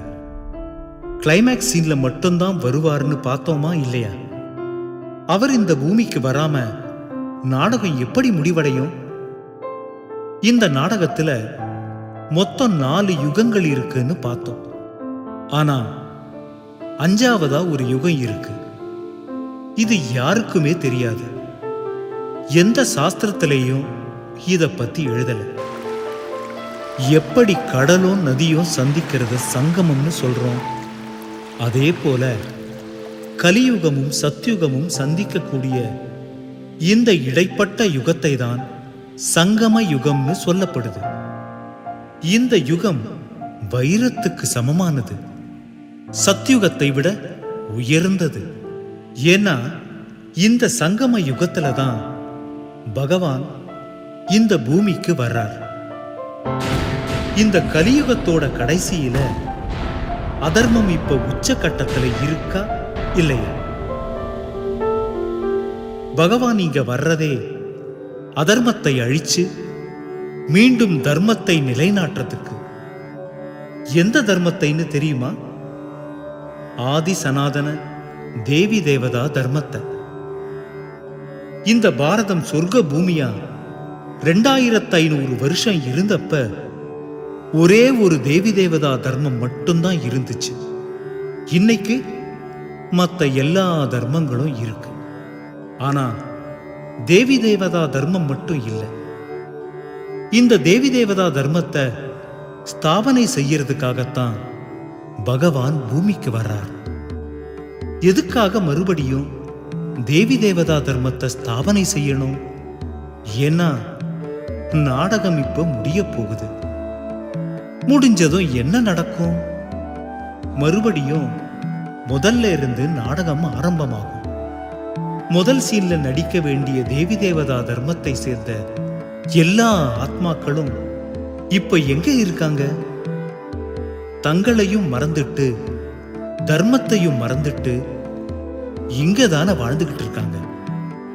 அவங்களுக்கு யாருங்கிற உண்மைய புரிய வைக்கணுமா வேண்டாமா? எல்லாரும் இப்ப எப்படி இருக்காங்க? பாவ ஆத்மாக்களா, அசுத்த ஆத்மாக்களா? இவங்களை யார் தூய்மைப்படுத்துவார்? தூய்மையாகாம எப்படி சத்யுகம் வரும்? சத்யுகம் வரணும்னா சத்தியமான இறைவன் வரணுமா வேண்டாமா? அவர் வராம எப்படி புது உலகம் வரும்? இரவு முடிஞ்சு பகல் வரணும்னா எது வரணும்? சூரியன் வரணும். அதே போல கலியுகம்ங்கிற இரவு முடிஞ்சு சத்யுகம்ங்கிற பகல் வரணும்னா இறைவன் இந்த பூமிக்கு வந்துதானே ஆகணும். இந்த உலகத்துல இருக்கிற எல்லா மனிதர்களுமே தாங்கள் அழியாத ஆத்மாக்கள்ங்கிற உண்மையை மறந்து தங்களை உடம்புன்னு நினைச்சு வாழ்ந்துகிட்டு இருக்காங்க. கலியுகத்துல இருக்கிற அறியாமைங்கிற அஞ்ஞான இருட்டை போக்கணும்னா ஞான சூரியன் சிவபரமாத்மா வரணுமா வேண்டாமா? அதனாலதான் இந்த சின்ன யுகத்தை சங்கம யுகம்னு சொல்றாங்க. புருஷோத்தம சங்கம யுகம்னு சொல்றாங்க. புருஷ்னா என்ன தெரியுமா? ஆத்மான்னு அர்த்தம். அதாவது இந்த பூமியில வாழக்கூடிய ஒவ்வொருத்தரும் தங்களை ஆத்மான்னு உணர்ந்து உத்தமமா வாழக்கூடிய யுகம். அதனாலதான் இது புருஷோத்தம சங்கம யுகம்னு சொல்லப்படுது. இந்த சங்கம யுகத்தை மட்டும் வைரத்துக்கு சமமானதுன்னு ஏன் சொல்றாங்கன்னா 5000 வருஷம் நடக்கிற இந்த உலக சிருஷ்டி நாடகத்துல ஆத்மாக்களும் பரமாத்மாவும் இந்த உடல் மூலமா நேரடியா சந்திச்சு பேசக்கூடிய அற்புதமான ஒரு யுகம். இவ்வளவு நேரம் நீங்க பொறுமையா பார்த்துக்கிட்டு வந்தீங்க இல்லையா? ஆத்மா, பரமாத்மா, அப்புறம் இந்த உலக சிருஷ்டி நாடகத்துடைய ரகசியங்களை எல்லாம் யாரால சொல்ல முடியும்? ஆரம்பத்துல நடிக்க வந்த தேவி தேவதைகளால சொல்ல முடியுமா? இல்ல இடையில வந்த ரிஷி மகான்களால சொல்ல முடியுமா? இவங்கெல்லாம் இப்ப எங்க இருக்காங்க? பிறப்பு இறப்பு சக்கரத்துல வர்றதுனால தங்களையே மறந்துட்டு சாதாரண மனிதர்களா இந்த கலியுகத்துல தானே வாழ்ந்துகிட்டு இருக்காங்க. அப்புறம் வேற யாரால சொல்ல முடியும்? நாங்க உங்களுக்கு புரிய வைக்கிறோம்னா எங்களுக்கு புரிய வச்சது யாரு? பிறப்பு இறப்புல வராத ஒருத்தரால தான் சொல்ல முடியும். இந்த உலக சிருஷ்டி நாடகத்துடைய டைரக்டரால தான் சொல்ல முடியும். பரமபிதா சிவ பரமாத்மாவால மட்டும்தான் சொல்ல முடியும்.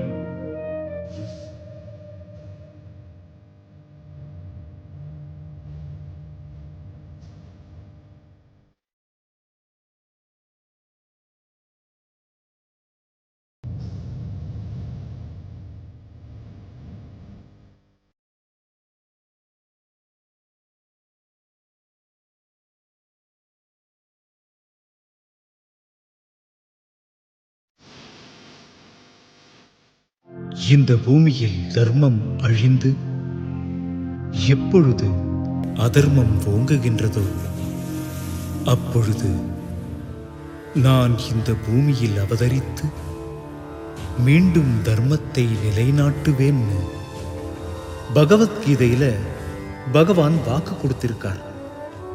வாக்கு கொடுத்தபடி தவறாம அவர் வந்துட்டார். ஆனா எல்லாரும் என்ன நினைச்சுக்கிட்டு இருக்காங்க? கிருஷ்ணர் தான் பகவான்னு நினைச்சுக்கிட்டு இருக்காங்க.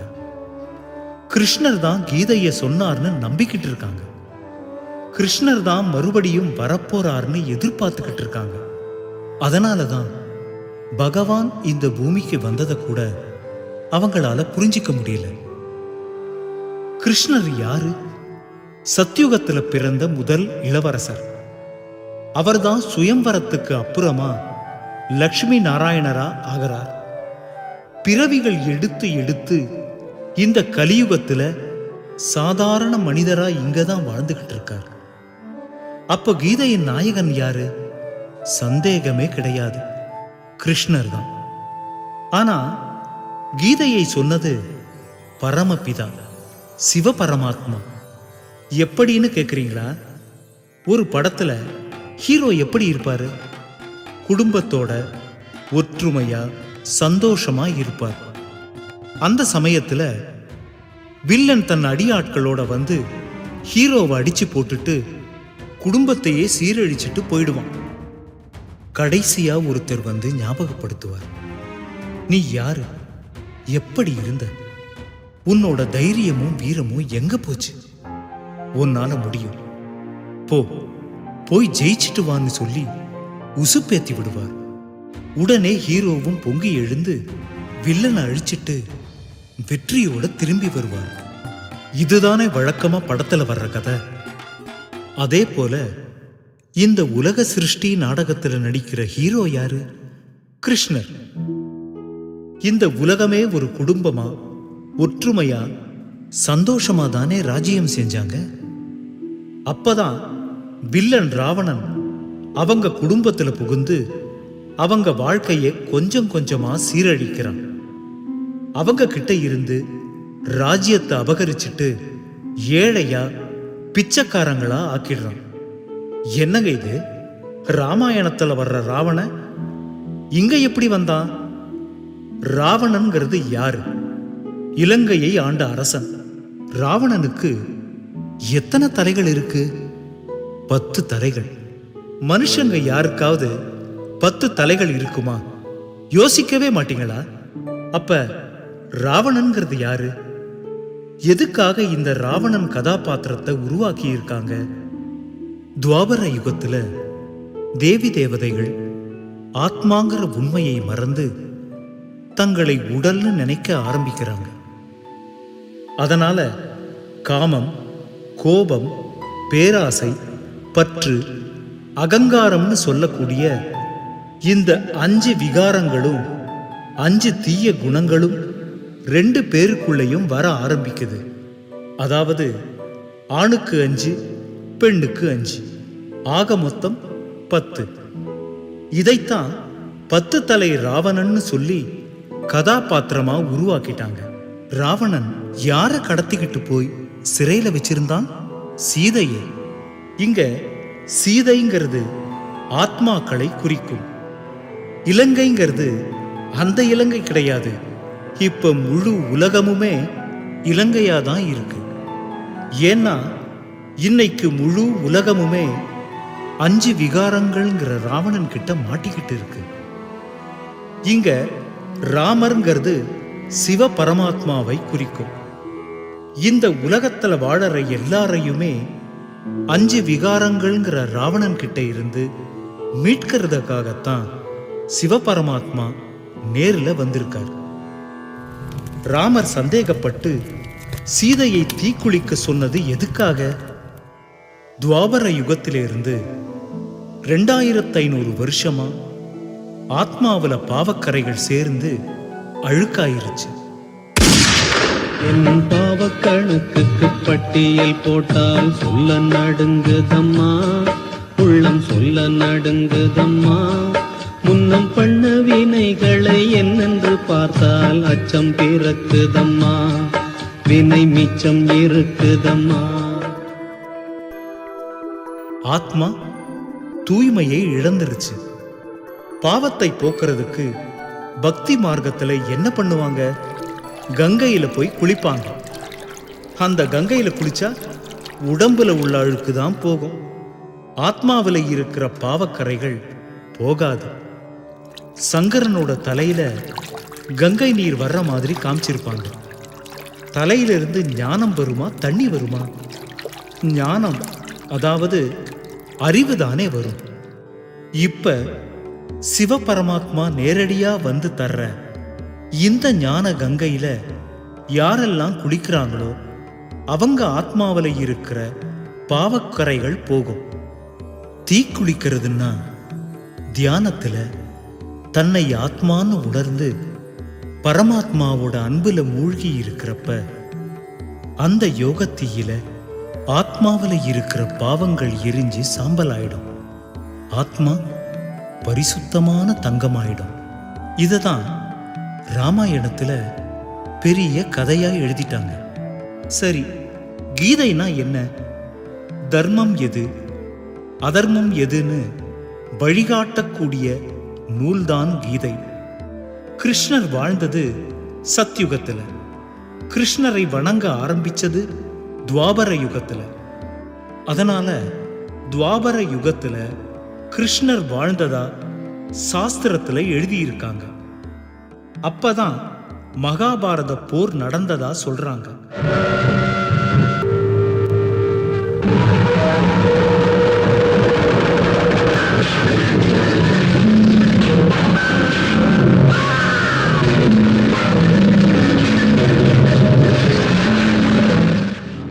எதுக்காக இந்த மகாபாரத போர்?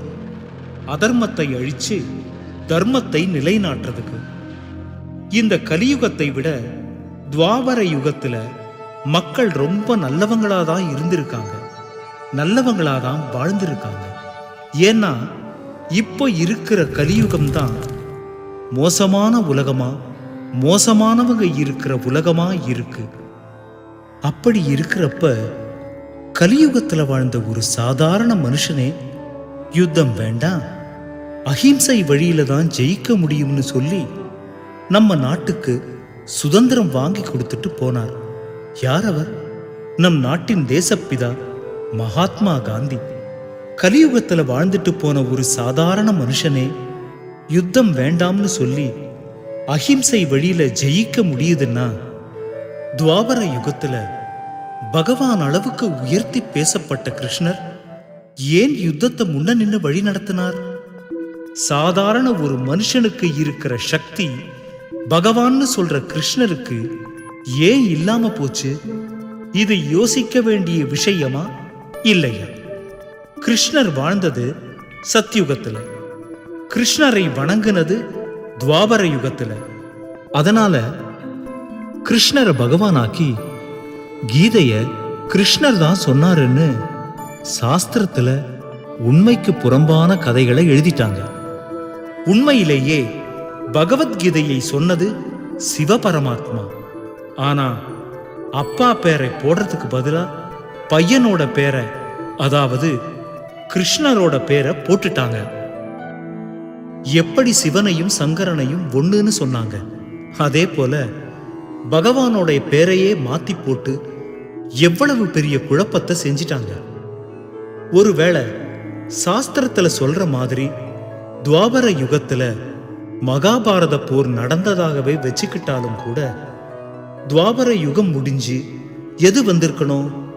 சத்யுகம் தானே வந்திருக்கணும். ஆனா வரலையே, கலியுகம் தானே வந்திருக்கு. பகவான்னு சொல்ற கிருஷ்ணர் தர்மத்தை நிலைநாட்டுறதுக்காக யுத்தம் செஞ்சு சத்யுகம் வருமா, கலியுகம் வருமா? அப்ப இதுல இருந்து என்ன தெரியுது? மகாபாரத போர் துவாபர யுகத்துல நடக்கல. அப்புறம் எப்ப நடந்துச்சு? நடந்துச்சு இல்ல, நடக்க போகுது. இப்ப இந்த கலியுகத்துல இனிமேதான் நடக்க போகுது. ஏன்னா கலியுகம் முடிஞ்சு எது வரப்போகுது? சத்யுகம். சத்யுகத்தை யாரு ஸ்தாபனை செய்ய முடியும்? சத்தியமான இறைவன் சிவபரமாத்மாவால் மட்டும்தான் முடியும். பகவான் எப்ப வந்தாருன்னு தெரிஞ்சா உங்க எல்லாருக்குமே அதிர்ச்சியா இருக்கும். சிவபரமாத்மா இந்த பூமியில் அவதரிச்சு 82 வருஷங்களுக்கு மேல ஆகி போச்சு. கேட்கும் போதே அதிர்ச்சியா இருக்குல்ல? ஏன்னா பகவான் இங்க வந்தது கூட தெரியாம நாம இங்க வாழ்ந்துகிட்டு இருக்கோம். 20 வருஷத்துக்கு முன்னால பிள்ளையார் பால் குடிச்ச கதைய யாரும் அவ்வளவு சீக்கிரத்துல மறந்திருக்க மாட்டாங்க. இந்த விஷயத்தை கேள்விப்பட்ட அரை மணி நேரத்துக்குள்ளேயே உலகம் முழுக்க இருக்கிற அத்தனை பிள்ளையார் சிலைக்கு முன்னால மக்கள் கூட்டம் கூட்டமா கையில பால் டம்ளரோட நின்ன காட்சிய மறக்க முடியுமா? பொய்யை தேடி ஓடுற மக்களுக்கு பகவான் வந்த விஷயத்தை புரிஞ்சிக்க கூடிய சக்தி இல்லை. சொன்னாலும் நம்ப மாட்டேங்கிறாங்க, சிரிக்கிறாங்க. ஏன்னா அந்த அளவுக்கு அறியாமைங்கிற அஞ்ஞான இருட்டுல மூழ்கி போயிருக்காங்க. இருட்டுல இருந்து அவங்கள வெளிச்சத்துக்கு கொண்டு வரணும். அதனாலதான் சிவபரமாத்மா அவதரிச்ச தினத்தை சிவராத்திரின்னு கொண்டாடுறாங்க. சிவபரமாத்மாவுக்கு உடல் கிடையாது. அவர் பிறப்பு இறப்பிலையும் வரமாட்டார். அப்புறம் எப்படி நமக்கு புரிய வைப்பார்? ஆத்மாவாய் இருந்தாலும் சரி, பரமாத்மாவாய் இருந்தாலும் சரி, உடல் இருந்தாதான் பேச முடியும். சிவபரமாத்மா இந்த பூமிக்கு வந்ததும் தற்காலிகமா ஒரு உடல் அவருக்கு தேவைப்பட்டது. யாருடைய உடம்புக்குள்ள போவார்? சத்யுகத்துல யார் முதல் பிறவி எடுத்தாங்க? கிருஷ்ணர். அவருடைய கடைசி பிறவியில 60 வயசானதுக்கு அப்புறம் அவர் உடம்புக்குள்ள பிரவேசம் செஞ்சார். எதுக்காக அவரை தேர்ந்தெடுத்தார் தெரியுமா? ஏன்னா இந்த உலக சிருஷ்டி நாடகத்தோட கதாநாயகனே கிருஷ்ணர் தான். நாடகம் முடிஞ்சதும் முதல் சீன்ல அவர்தான் நடிக்கணும். அதனால முதல்ல அவருக்கு தான் எல்லா உண்மைகளையும் புரிய வச்சார். இது எப்ப நடந்தது தெரியுமா? 1936. அந்த ரகசியத்தை தான் நீங்க இப்ப தெரிஞ்சுக்க போறீங்க. அன்றைய இந்தியா இன்றைய பாகிஸ்தான்ல இருக்கிற சிந்து மாகாணத்துல ஹைதராபாத் நகர்ல உள்ள ஒரு சின்ன கிராமத்துல சாதாரண பள்ளி ஆசிரியருக்கு மகனா பிறந்தார் லேக்ராஜ். இவர் பிறந்த வருஷம் 1876. இவருக்கு சின்ன வயசுல இருந்தே நாராயணர் மேல பக்தி அதிகம். இதுல வேடிக்கை என்னன்னா, அடுத்த பிறவியில சத்யுகத்துல இவர்தான் கிருஷ்ணரா பிறவி எடுத்து சுயம்வரத்துக்கு அப்புறமா நாராயணர் ஆகிறார். படிப்புல அவ்வளவா விருப்பம் இல்லாததுனால கோதுமை வியாபாரம் செஞ்சார். அப்புறம் வைர வியாபாரத்துல இறங்கினார். பணம் கூரையை பிச்சுக்கிட்டு கொட்டும்னு சொல்லுவாங்கல்ல, அந்த மாதிரி வைர வியாபாரத்துல பணம் கொட்ட ஆரம்பிச்சது. லேக்ராஜ் பெரிய கோடீஸ்வரர் ஆயிட்டார். பம்பாய், கல்கத்தாவில் இவரோட வைர வியாபாரம் கொடிகட்டி பறந்துச்சு. எல்லாரும் இவரை அன்பா தாதான்னு கூப்பிட ஆரம்பிச்சாங்க. தாதான்னா மூத்த சகோதரர்னு அர்த்தம். இவருக்கு யசோதாங்கிற மனைவியும் ஒரு ஆண் குழந்தையும் 2 பெண் குழந்தைகளும் இருந்தாங்க. இவர் நாராயணனுடைய பக்தரா இருந்ததுனால பையனுக்கு நாராயணன்னு பேர் வச்சார். தாதா லேக்ராஜுக்கு 60 வயசாச்சு. திடீர்னு ஒரு நாள் அவருக்கு உடம்புல இருந்து விடுபட்டு அசரீரியா மிதக்கிற மாதிரியான ஒரு அனுபவம் கிடைச்சது. அப்புறம் ஒரு நாள் பனாரஸ் போயிருந்தப்ப விஷ்ணுவோடைய காட்சி கிடைச்சது. விஷ்ணு நீதான் அதுன்னு சொல்லிட்டு மறைஞ்சிடுறார். அவர் மாமா மூல்சந்த் இறந்த செய்தி கிடைக்குது. கொஞ்ச நாளுக்கு அப்புறம் மாமாவுடைய மரண காட்சியையும் பார்க்கிறார். ஆத்மா உடலை விட்டு வெளியே போற காட்சி தெரிஞ்சது. உடல் தான் இறக்குது, ஆத்மாவுக்கு மரணம் கிடையாதுங்கிற உண்மையை புரிஞ்சுக்கிறார். அப்புறம் ஒரு நாள் கிருஷ்ணர் காட்சி தந்து நீதான் அதுன்னு சொல்லிட்டு மறைஞ்சிடுறார். தனக்கு இது போல காட்சிகளை காமிச்சு புரிய வைக்கிறது யாருன்னு யோசிக்கிறார் தாதா லேக்ராஜ். கடைசியில பகவான் தான்கிற உண்மையை புரிஞ்சுக்கிறார். அப்பதான் ஜோதி ஸ்வரூபமான சிவ பரமாத்மாவோடைய காட்சி கிடைக்குது. அவரோட குழந்தைங்க நாமளும் அவரை போலதான் இருக்கிறோம். நடிக்க வந்த இடத்துல நாம யாருங்கிற உண்மையை மறந்துடுறோம். பகவான் இந்த பூமியில் அவதரிச்சு உண்மையை புரிய வச்சு நம்ம எல்லாரையும் வீட்டுக்கு கூட்டிட்டு போறார்.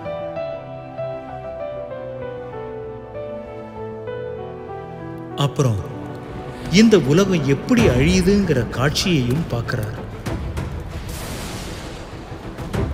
பயங்கரமா சண்டை நடக்குது. அணு ஆயுதங்கள் வெடிச்சு சிதறுது. அந்த சமயத்துல யாருமே அணுகுண்டுகளை கண்டுபிடிக்கல. இந்தியாவில் உள்நாட்டு கலவரங்களால ஒருத்தரை ஒருத்தர் வெட்டிக்கிட்டு சாகுறாங்க. ரத்த ஆறு ஓடுது. மக்கள் கதறி துடிக்கிறாங்க. இயற்கை சீற்றத்துல இந்த உலகமே அழியுது.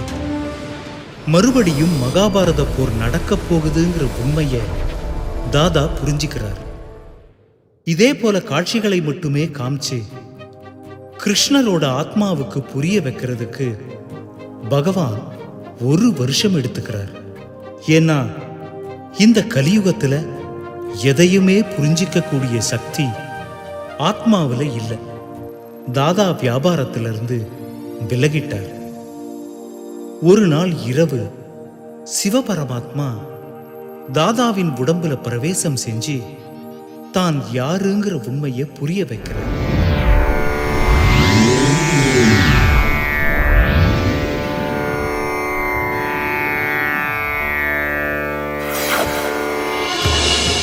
निजानन्दस्वरूपं शिवोऽहं शिवोऽहं ज्ञानस्वरूपं शिवोऽहं शिवोऽहं प्रकाशस्वरूपं शिवोऽहं शिवोऽहम् விண்ணுலகினின்று மண்ணுலகில் வந்தாய் அருள் ஞானம் தரவே என் தந்தை சிவனே.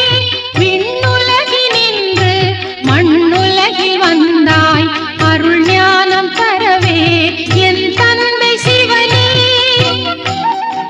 புதிய உலகத்தை படைக்கிறதுக்காக பகவான் தன்னுடைய உடலை ஆதாரமா எடுத்திருக்காருங்கிறத தாதா புரிஞ்சுக்கிறார். உண்மையிலேயே நான் தான் அர்ஜுனன். என்னுடைய உடலை தான் பகவான் ரதமாய் எடுத்திருக்காருங்கிற ரகசியத்தை புரிஞ்சுக்கிறார். பக்தியில இவரை தான் சிவனின் நந்தி வாகனமா காட்டியிருக்காங்க. இவர் கமலவாய் மூலமா தான் பரமாத்மா கீதை ஞானத்தை சொல்ல ஆரம்பிக்கிறார். ஞானத்தை கேட்க வர்றவங்களுக்கு கிருஷ்ணருடைய காட்சிகள், சத்யுகத்தோட காட்சிகளை காமிச்சு சிவபரமாத்மா பரவசத்தை ஏற்படுத்தினார். இதை கேள்விப்பட்டு மக்கள் கூட்டம் கூட்டமா வர ஆரம்பிச்சாங்க. பகவான் தாதாவை தன் குழந்தையா தத்தெடுத்து அவருக்கு பிரம்மான்னு புதுசா பேர் வச்சார். இந்த பிரம்மாவின் கமலவாய் மூலமா கீதை ஞானத்தை கேட்டு பிறக்கிறவங்க தான் பிரம்மாவின் குழந்தைகள், சிவபரமாத்மாவால் தத்தெடுக்கப்பட்ட குழந்தைகள். இறைவனின் அவதார ரகசியத்தை இந்த உலகத்தில் இருக்கிற ஒவ்வொரு ஆத்மாவுக்கும் கொண்டு போய் சேர்க்கணும். அதுக்காக தான் பகவான் தன் உதவியாளர்களா தேர்ந்தெடுத்திருக்கார். இவங்க தான் பிரம்மா குமார், பிரம்மா குமாரிகள்னு அழைக்கப்படுறாங்க. ஜோதி ரூபனே, இனிய இறைவனே, பாவம் போக்கிடும் பரம தந்தையே, நீ பிரம்மா உடலில் அவதாரம் செய்தாய். பிரம்மா உடலில் அவதாரம் செய்தாய். புது பிறவியை அவர் மூலம் எனக்கு தந்தாய். புது பிறவியை அவர் மூலம் எனக்கு தந்தாய்.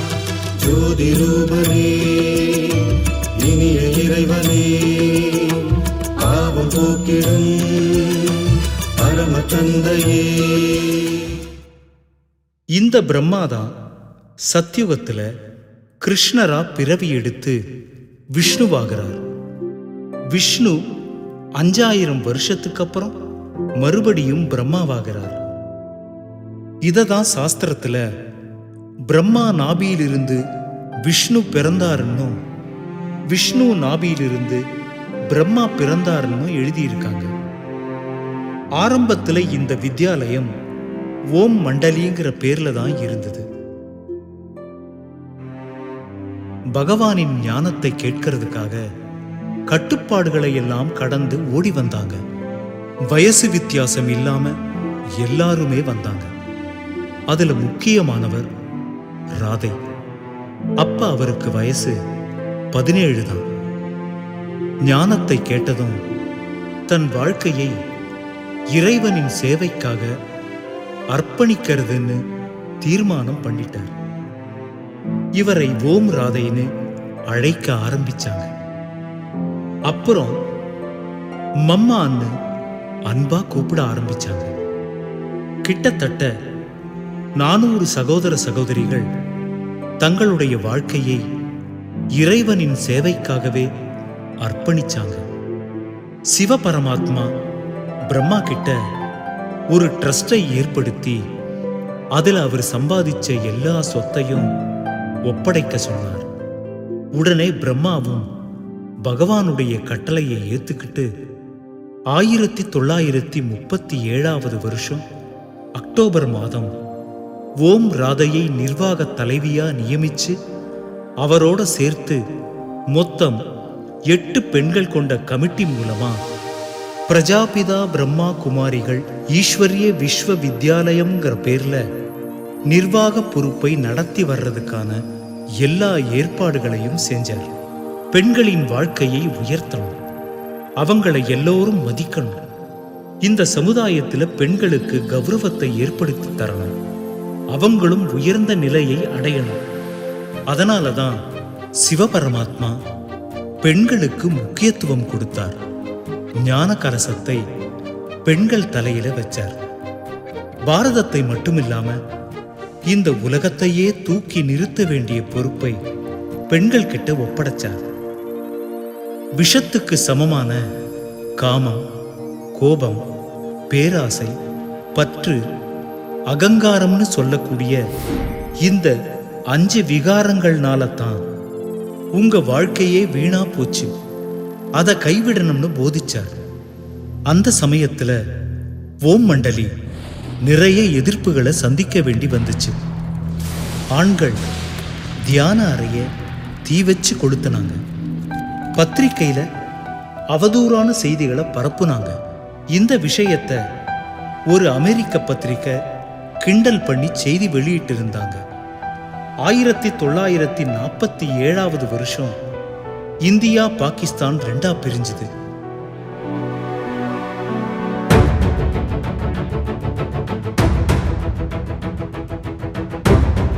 கராச்சி நகரமே பத்தி எரிஞ்சுது. முஸ்லிம் சகோதரர்கள் பகவானோட யஜ்ஞத்துக்கு பாதுகாப்பு கொடுத்தாங்க. பகவானுடைய யஜ்ஞம் கராச்சியிலேயே தொடர்ந்து நடந்து வந்துச்சு. சிவபரமாத்மாவுடைய கட்டளைப்படி 1950 வருஷம் 400 சகோதர சகோதரிகளும் கப்பல் மூலமா இந்தியாவுக்கு புறப்பட்டாங்க. இந்தியாவுக்கு வந்ததும் ரயில் மூலமா ராஜஸ்தான்ல இருக்கிற மவுண்ட் அபுவுக்கு வந்து சேர்ந்தாங்க. சிவபரமாத்மா கிட்டே இருந்து நேரடியா கீதை ஞானத்தை கேட்டு ஒவ்வொரு சகோதரிகளும் ஞான கங்கைகளா தயாராகி இருந்தாங்க. இறைவனின் அன்பான கட்டளை என்ன தெரியுமா? இந்தியா மட்டுமில்லாம இந்த உலகத்தில் இருக்கிற அத்தனை பேருக்கும் இறைவனின் அவதார ரகசியத்தையும் இந்த தெய்வீக ஞானத்தையும் கொண்டு போய் சேர்க்கணும்.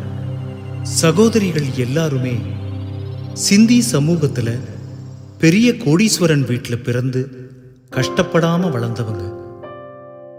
சத்தியமான இறைவனை புரிஞ்சுக்கிட்டதுனால இந்த உலகத்துல கிடைக்கக்கூடிய எல்லா சுகங்களையும் தியாகம் செஞ்சிட்டு சொந்த பந்தங்களையெல்லாம் விட்டு பிரிஞ்சு இறைவனின் சேவைக்காகவே தங்களுடைய வாழ்க்கைய முழுமையா அர்ப்பணிச்சிட்டு இறைவனின் அவதார ரகசியத்தை சொல்றதுக்காக புறப்பட்டாங்க.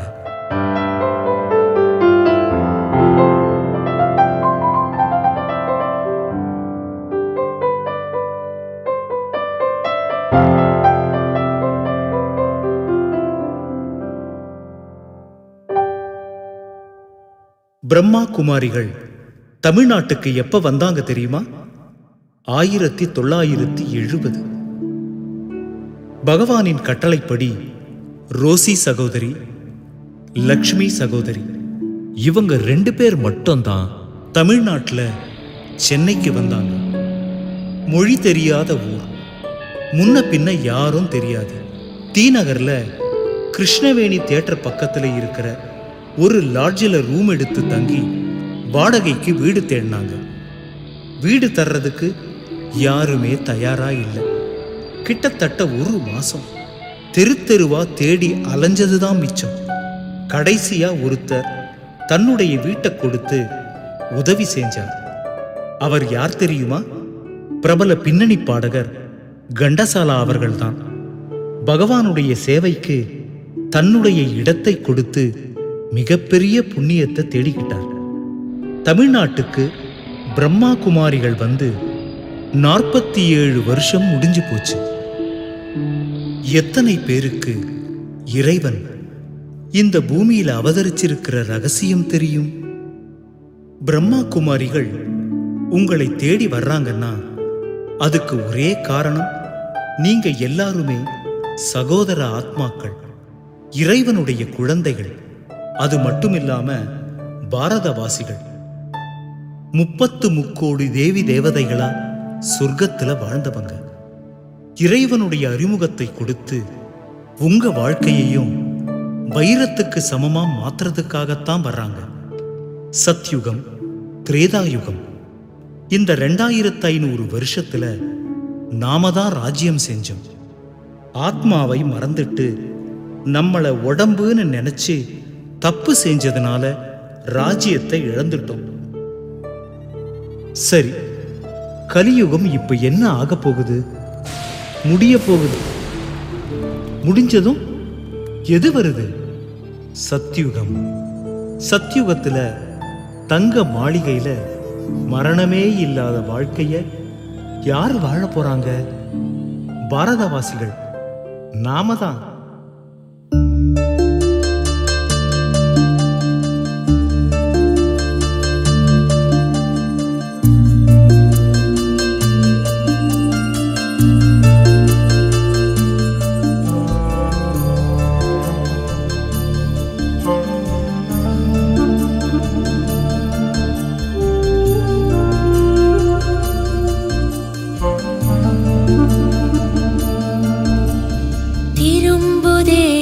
திருநாள் மீண்டும் கடவுளே, அது நீ வந்த நேரம். கலியுகம் இது விடை பெறும் காலம். சத்திய யுகம் அது நிலை பெறும் நேரம். கல்ப கல்பமாய் சந்திப்போம் நாமும்.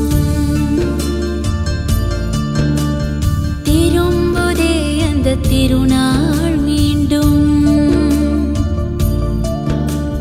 கடவுளே, அது நீ வந்த நேரம். கலியுகம் இது விடை பெறும் காலம். சத்திய யுகம் அது நிலை பெறும் நேரம். கல்ப கல்பமாய் சந்திப்போம் நாமும். கல்ப கல்பமாய் சந்திப்போம். திரும்ப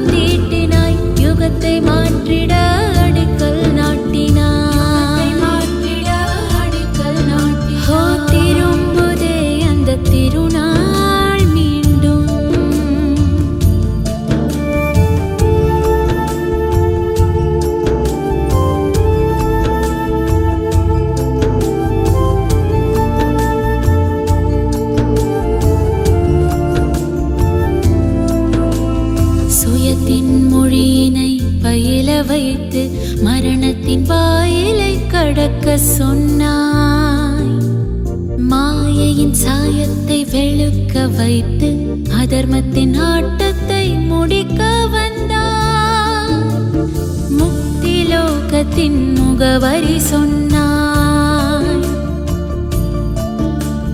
முடிந்த வாழ்வுக்கு தொடக்கத்தை தந்தாய். மாயையை தாக்க வியூகம் தீட்டினாய். யுகத்தை மாற்றிட அடிக்கல் நாட்டினாய். ஓ திரும்புதே அந்த திருநாள் மீண்டும்.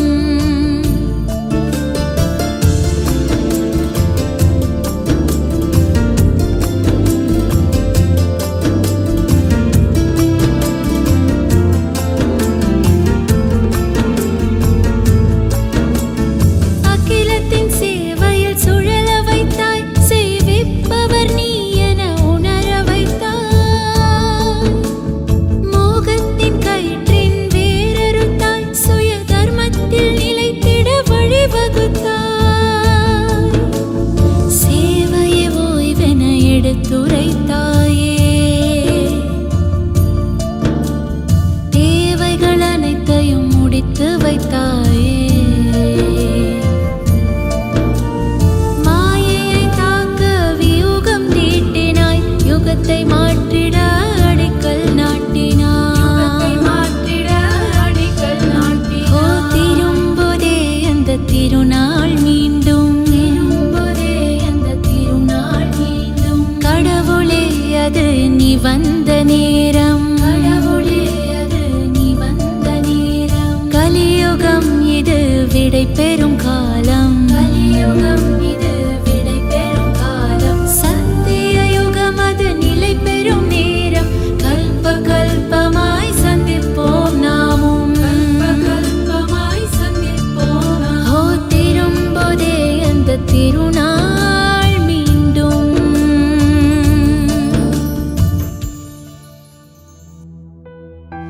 கலியுகம் முடிஞ்சு சத்தியுகத்துல நாம தான் மறுபடியும் ராஜ்யம் செஞ்சாகணும்.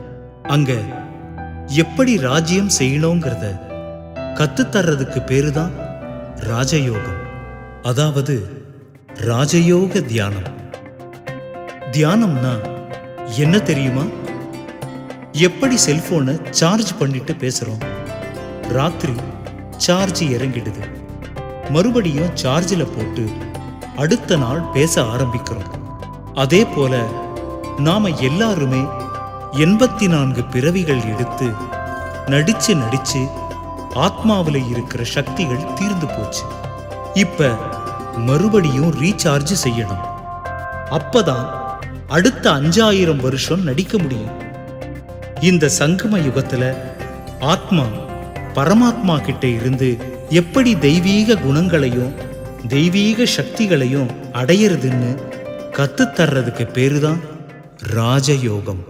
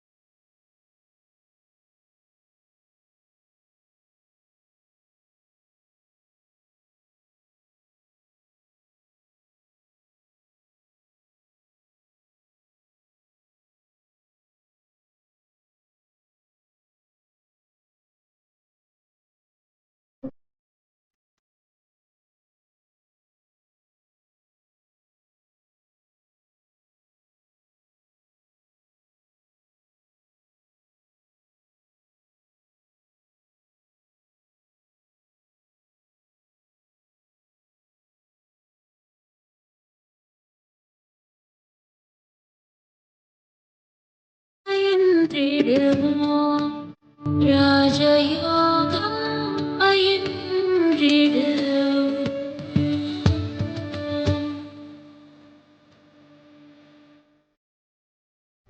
நம்ம பாரத தேசம்தான் தெய்வீகமான உலகமா, தேவதைகள் வாழக்கூடிய உலகமா அமர உலகமா சொர்க்கமா இருந்தது. இப்ப அசுர உலகமா, அசுரர்கள் வாழக்கூடிய உலகமா, மரண உலகமா, நரகமா ஆயிடுச்சு. இந்த நரகத்தை மீண்டும் சொர்க்கமா மாத்துறதுக்காகத்தான் பகவான் வந்திருக்கார்.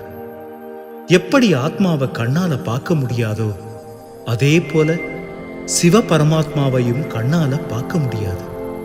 ஆனா அவர் பிரம்மா மூலமா, இவ்வளவு பிரம்மா குமாரிகள் மூலமா புதிய உலகத்தை படைச்சுக்கிட்டு இருக்கிறத நாம கண்ணால பார்த்துக்கிட்டு இருக்கோம். துவாபர யுகத்திலே இருந்து பகவானை தேடி அலைஞ்சோம். இப்ப நமக்கு பகவான் யாருங்கிற உண்மை தெரிஞ்சு போச்சு. ஆனா பாவம் பக்தர்கள் இன்னமும் பகவானை தேடி கோவில் கோவிலா அலைஞ்சுக்கிட்டு இருக்காங்க. பணத்தையும் நேரத்தையும் இழந்துகிட்டு இருக்காங்க. அவங்கெல்லாம் யாரு? 33 கோடி தேவதைகளா இதே பாரத தேசத்துல நம்ம கூட வாழ்ந்தவங்க, நம்ம சகோதர சகோதரிகள். இவங்க எல்லாருமே அறியாமைங்கிற அஞ்ஞான தூக்கத்துல தூங்கிக்கிட்டு இருக்காங்க.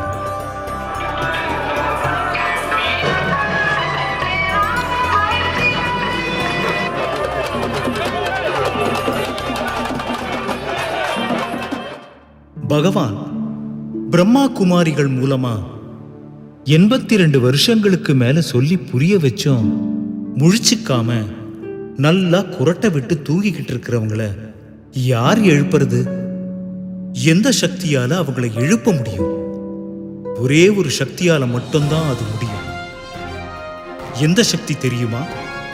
அதுதான் மீடியா, பத்திரிகை, தொலைக்காட்சி, சினிமா. இந்த ஒரே ஒரு சக்தியால மட்டும்தான் உலகத்தையே திரும்பி பார்க்க வைக்க முடியும். ஏன்னா இந்த உலக சிருஷ்டி நாடகத்துல இவங்களுக்கும் ஒரு முக்கியமான பங்கை இறைவன் கொடுத்திருக்கார். இவங்க போடுற சத்தத்துல தான் பாரதத்துல தூங்கிக்கிட்டு இருக்கிற எல்லா கும்பகர்ணர்களும் முழிச்சிக்க போறாங்க. பத்திரிகை, தொலைக்காட்சி, சினிமாவில் பணிபுரியும் சகோதர சகோதரிகளே, பரபரப்பான செய்திதான் உங்களுக்கு வேணும். இதைவிட பரபரப்பான செய்தி உலகத்துல வேற ஏதாவது இருக்க முடியுமா என்ன? தானம் செஞ்சா புண்ணியம்னு சொல்லுவாங்க. இந்த உயிர் தானம் கோடி மடங்கு புண்ணியத்தை சேர்க்கும். நீங்க அவங்களுக்கு உயிரையே தானமா தரப்போறீங்க. அதாவது மரணமே இல்லாத ஆத்மாங்கிற உண்மையை உணர வைக்க போறீங்க.